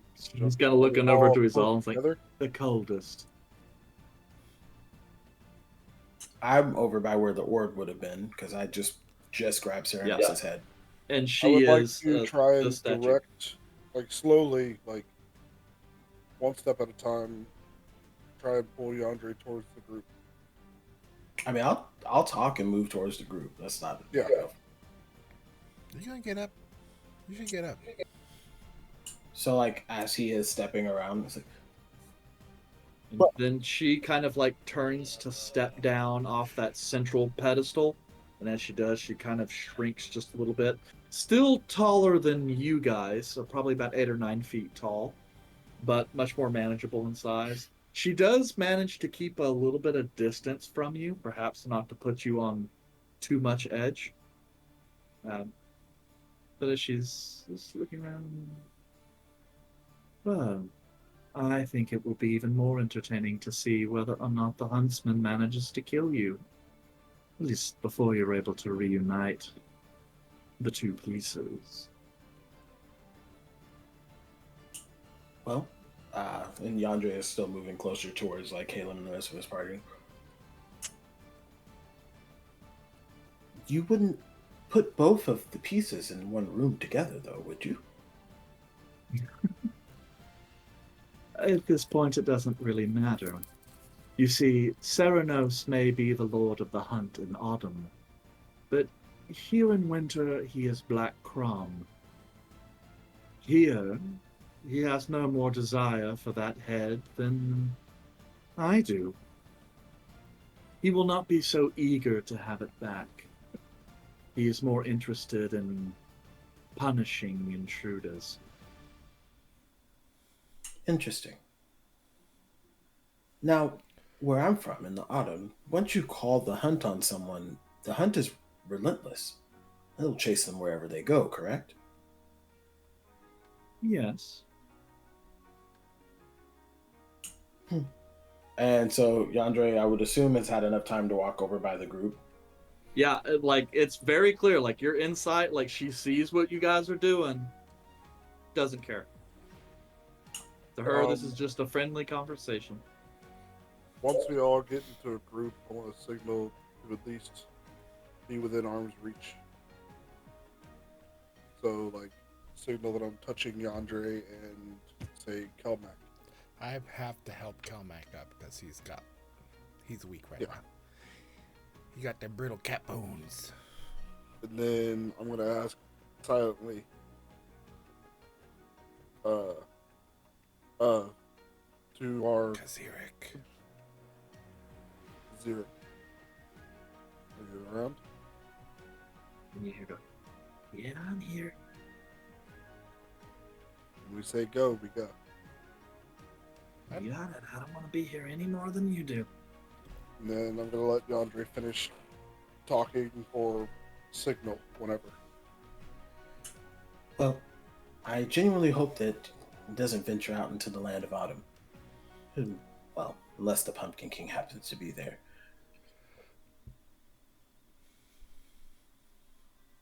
Which, by the way, how did you manage to strike a deal with him? Oh, I didn't strike a deal with him so much as he sought my patronage. And I thought it would be an interesting distraction. And it has been. Are you done with the distraction? I think I have got about as much out of it as I could hope for. But the Pumpkin King still holds many cards. After all, even if you somehow manage to reunite Serenos with his head, the Pumpkin King, Twice. Why Sting? Pumpkin sting. The pumpkin sting. Yeah, the Pumpkin King still holds the horn of the hunt. He does, huh? He does. I guess we'll have to figure that out. Does he? Yeah, actually, he does. But Yeah. Kelmac, quiet. Well, I think it's about time for us to go. So soon? Well, Why don't you stay a little while? you've already indicated that other people are here to take care of us, and I don't think we're ready for that yet. Oh man, there's people here? She's I'll kind of take a looking around rain going, check. No, your group seems most ill-prepared. And it wouldn't be as entertaining for you if we were. Using these all to hold myself up, kind of. Very unprepared. But we're ready to go. I'm going to cast darkness in between us and say, let's go. Okay. He just goes, you got it! What? Ah, shit, guys. I think we're in trouble. Hey, don't feel my whole body being torn away. You I'm gonna kind fall of down on the feel ground, you just- feel the All shadow right. around you morph as the darkness slowly gets slipped in. Mab reaches out, grabs it like a cloak, and just throws it around her shoulders. It's like, this is my private vault, child. Nothing comes in or out without my approval. I apologize for my disheveledness, Queen Mab. May You we may be go. allowed to leave? And she just turns and walks away. Oh, tell the Pumpkin King if and when you see him, assuming you survive. Tell him it was fun while it lasted. And then she just turns and saunters off, done with the conversation. Is the portal still open? The portal is still open. And then Kazirik's like, guys, do I try this again? Or Try it again. Let's go. In the other room. This is her vault. Come on. Well, she already said we can go. She's allowed it. Yeah, and then he goes, snap. You feel the sudden flash of heat, the feeling of being sucked through a straw, and then down, up, around, and then out. As you spill out from your fireplace, covered in soot, and sprawl yourselves along the first floor of your living room at the Sweet Nut Manor. Am I Head still of holding the thoroughness thoroughness? and Okay, toe. thank you. Yeah, it's like, as that happens, Kazirika's like, that was harder than I thought. And Kelmac's dead with his 1 hit point he had. I used the rest of my lay on hands. Okay. Oh, okay. The three health I did have left would have been drained away because of the teleport, and I'm scattered across the astral sea. Just laying there on the floor. Been there, done that. Huh. This is Oh, the stone weird. floor, remember?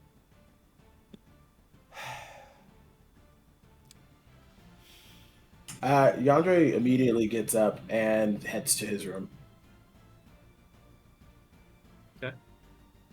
Caleb is staying down. In Why are you on the ground? You ain't tired. I'm just gathering my thoughts, letting everything flow through. If I get up right now, I'm gonna throw up. I go outside. I'm gonna look over to Kelmac. Me looking like this has nothing to do with the fact that I'm not even close to being dead. But we just came face to face with one of the strongest beings ever, and had the wool.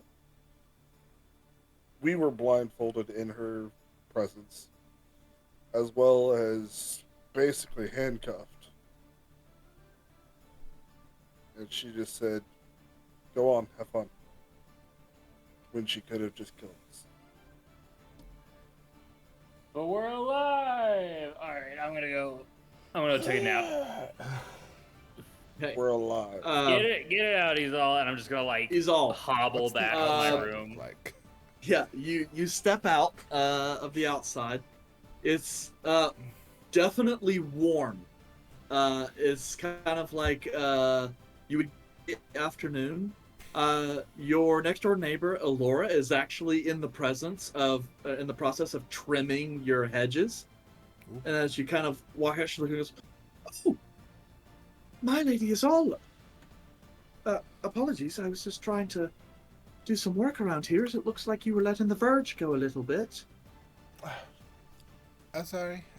We just got back into town, and sorry about the garden. Oh, don't worry, you were only gone about a week or so, so. Oh, thank God. Wait, how long was it till the tournament thing? I don't care. Care more about her girlfriend than anything else right now. Yes, you guys were actually really lucky where those first couple days you were rolling like +1 hours and like +1 minutes. So if it were not for that last roll when you guys were in the Giant's corridor, you would have arrived the same day you guys left. Oh, damn. But you had to roll the +1 week, so. Oh, okay. That's good. I'm glad everything's fine, I guess.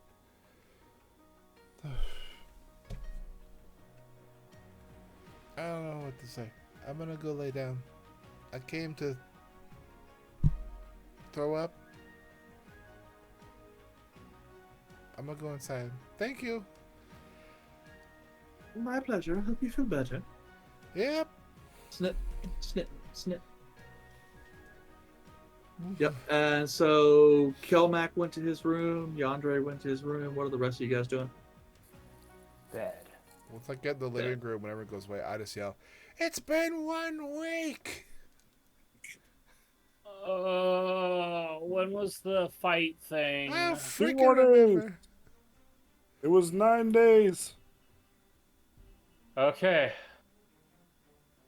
He's only Bullred. got 2 days. What? You head upstairs, pass in, like open up the door to your bedroom, and see your stuff strewn all about the floor. Whose room? Volred's. Okay. I mean, do I notice anything specific? Your room's Like been something missing? Yeah, you look around. The room looks tossed. It's not like you had a whole bunch of stuff in here, really, anyway. But you can hear, as you're kind of glancing, you do feel a presence here as well. And then you hear like the creaking of a floorboard when out in the corner of the room, a figure steps forth in a long black robe and a white mask that's like broken halfway on the bottom, so it really only seems to cover the top half of his face. You see some scarring and like red eyes that begin to glow. Ah, so you're the one called Daylove, eh? Well, you kept me waiting a long time.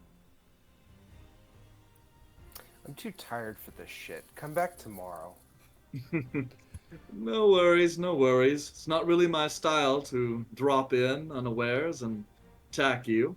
I prefer a straight up kind of fight. So, you rest up, and I'll come around to collect you some other time.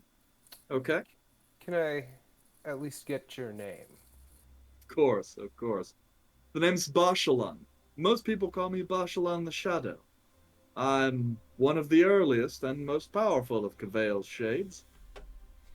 From what I understand, you and your group are the ones that happened to kill Kale. Oh, that bitch.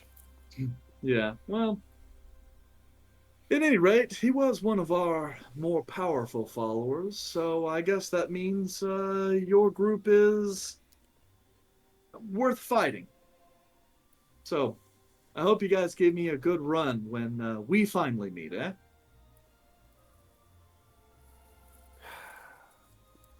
Sure. All right. Well, now that we've done the introductions, I'll let you get back to it. And looking forward to killing at least some of you. Well, I guess. Just send me a letter or something. We'll just goodbye. Very well. And you see him just kind of step back into the shadow, and you feel the presence disappear. And I'm gonna Oh. trance. Can I get some help? Doesn't even tell anybody what's going on. Well, that's just, the way Volred does it. I know, but it's just funny as hell. Look, he said he'll come back. That's a conversation for tomorrow. Don't ever change, Red.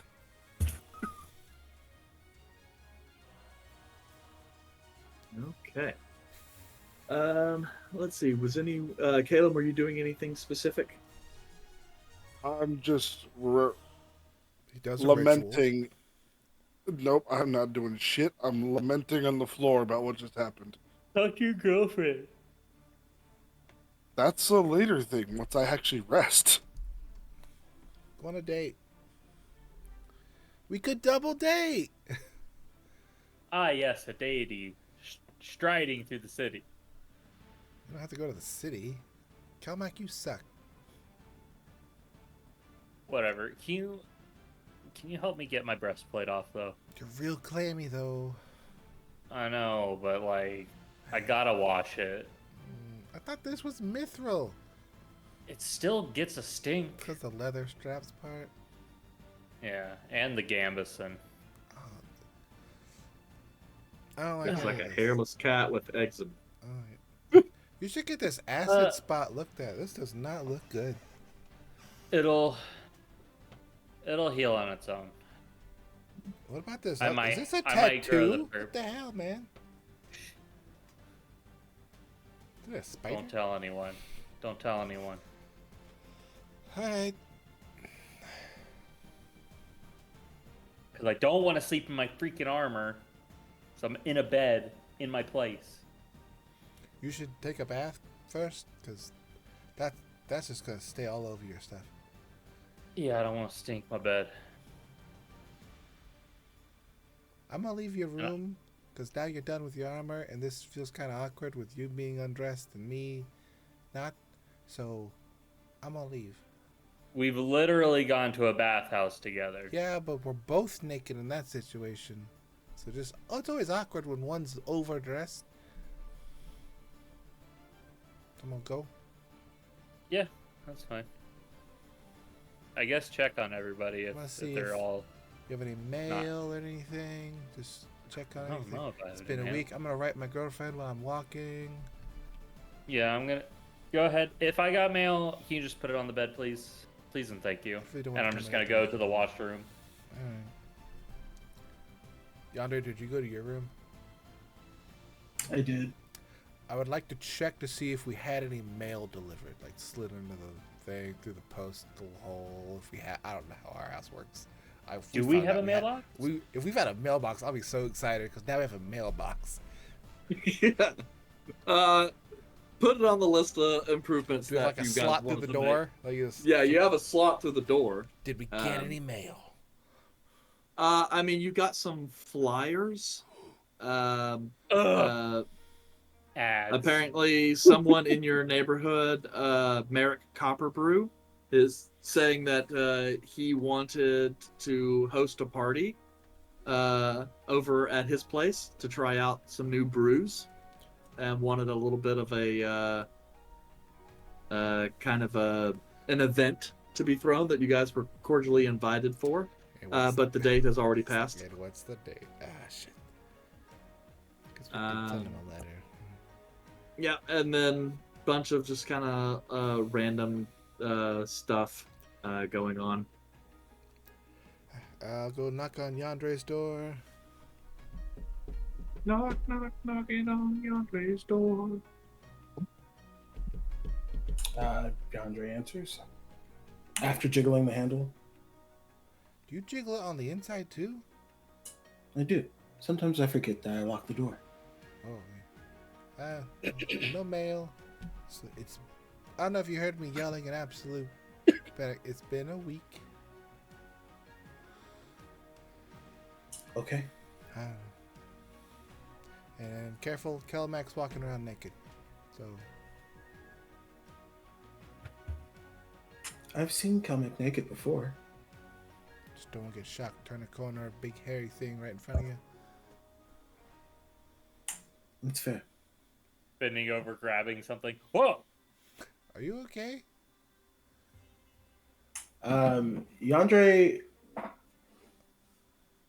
at first glance, you could tell he's trying to hide something, and he feels off. So, like, looking at him, he's portraying one thing with his face, but obviously the rest of his mannerisms are not the same. You're in spring Yandre right now, aren't you? Yes. So it definitely looks off.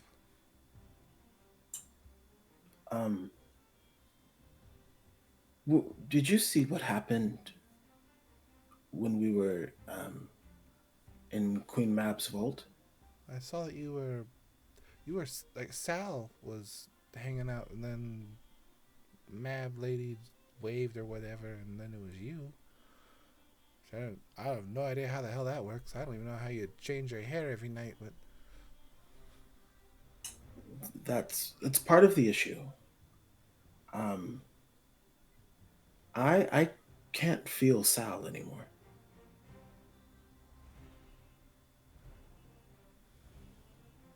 I can't communicate with him, and Reggie can't either. And I don't know how to feel about that. It's strange. It's as if like 3/5 of like my personality is gone. He's loud. He talks a lot. oh, there's like 4 seasons, and I was like, there's 3 of them. Do you think like Mab trapped him or exorcised him or? I don't know. I just don't feel him. I'm gonna try and see if I can bring him back forward as we rest and just kind of go from there. But again, I don't hear his voice. I'm not the most religious person in my family, but if you need any help, I can offer another set of hands for ritualing or praying.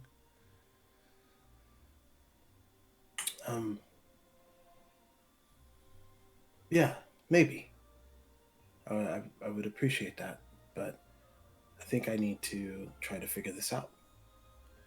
Oh, all right.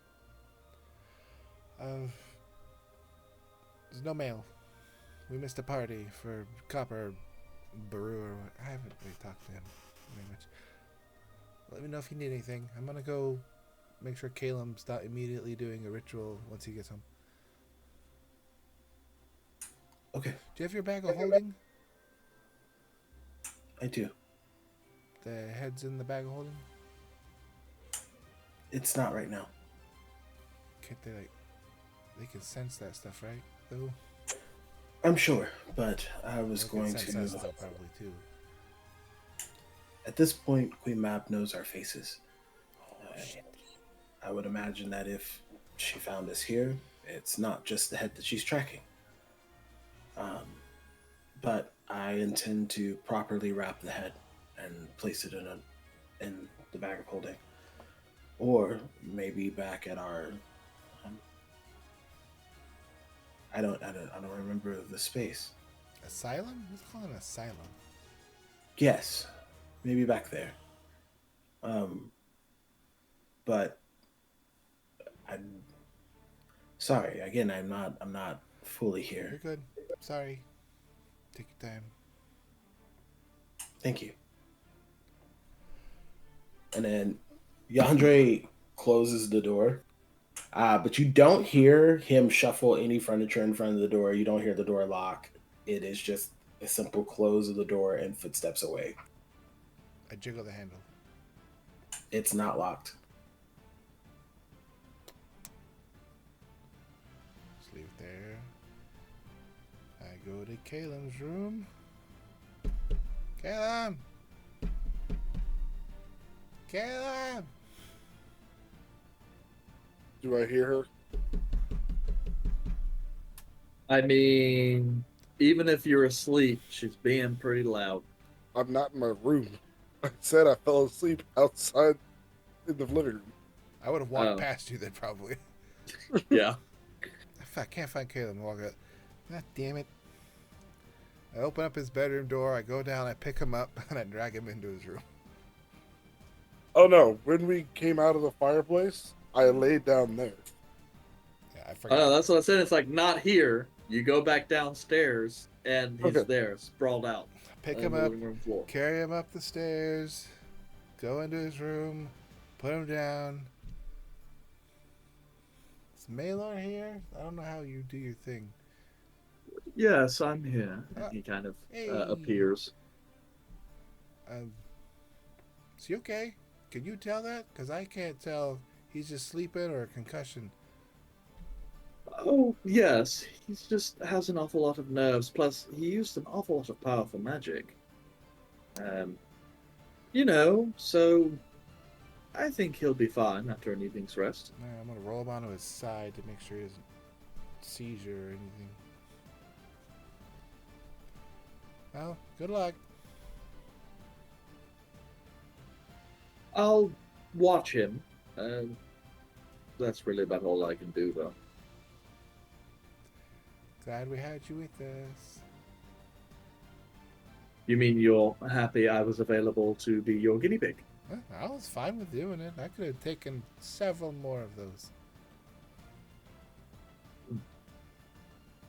Well, in either case, I'm happy that no one was killed. Despite Kelmax's attempts. All right, good night. I don't know. This is like midday, so good day. Yes, it looks early afternoon. I'm gonna close the door. I don't know how to say goodbye to you. Right there, say goodbye. And it's like, well, my telepathy really. I don't know how this is. This is Goodbye, awkward. everyone. I'm the only one conscious right now. I'm just gonna close the door. I go to Volrit's room. You knock on the door. Alright, obviously you hear it. For fuck's sake. Alright, just checking to make sure you didn't like pass out or anything. Nope. Yep. Just trying to trance. Oh, sorry. Let me know if you need anything. I'm gonna go walk around. Have fun. Alright. Yandre's not feeling great. Good day. This is awkward. Stay safe. And I walk away. Yeah. Anything else while your party members are passed out? Start writing on my notebook to Frigga. It's like, hey, sorry, it's been a week. Start texting her. That's it. Okay. Start texting her. And then I guess you guys are gonna take the rest of the day easy and try and get a long rest. I will use the sending someone to Melderzath and ask, like, hey, we're back in town now. Sorry. Can you stop by, give us an update of what we missed in the past week? Malzer's kind of comes back after them. Yes, I suppose I could stop by. We're taking My a day nap. is a little busy, though. I have to be tomorrow morning. See you then. Okay, whatever. And that's it. Okay. So you while away the rest of the afternoon into the evening as you guys kind of slowly alternate from sleeping to being up and moving. It's kind of fitful as the soreness and anxiety of the last day for sure, but the last few days begins to kind of settle in over time as you guys like reacclimate to the summer heat. You guys have to like wake up from your naps, like sweating profusely and like ripping off layers of your winter clothing. But yes, until sleep finally finds all of you, and you're all murdered in your sleep. No. You guys attempt your long rest. Yes, the long night. The long good night. But yeah, we'll go ahead and call it there. And then we can, of course, be back for next week. See what chapters happen. What happens in chapter 19? 119. This is what I get. 119. This is like the one time I didn't take Adderall. I wonder if that's my problem. But yes, back here, see what happens. See whether or not you guys start the fighting tournament. That's part of the Midsummer tournament. Does Volred let everyone know that there's a Shade of Cavail back? Does Yandere ever find out what happened to Sal? Who knows? Kelmac will eventually grow his hair back, but we'll find out, hopefully, at least some of the answers to those questions next Tuesday at 8 p.m. Central. Woo. And this Thursday, we have the return of Adjacent with Jace, where it could be any number of guests between Aaron or Kilmo or the third person. We'll find out this Thursday on who's available. Yeah. And then next week is also another Jason with Jace. Yeah, so that means no Baldur's Gate 3 BGG versus BG3. Yeah, we have a weird title. Yeah. Good night, everyone. See you Thursday. It's at 8 o'clock. 8 o'clock, yep. Yeah, 8 o'clock Central this Thursday. Good night, everyone.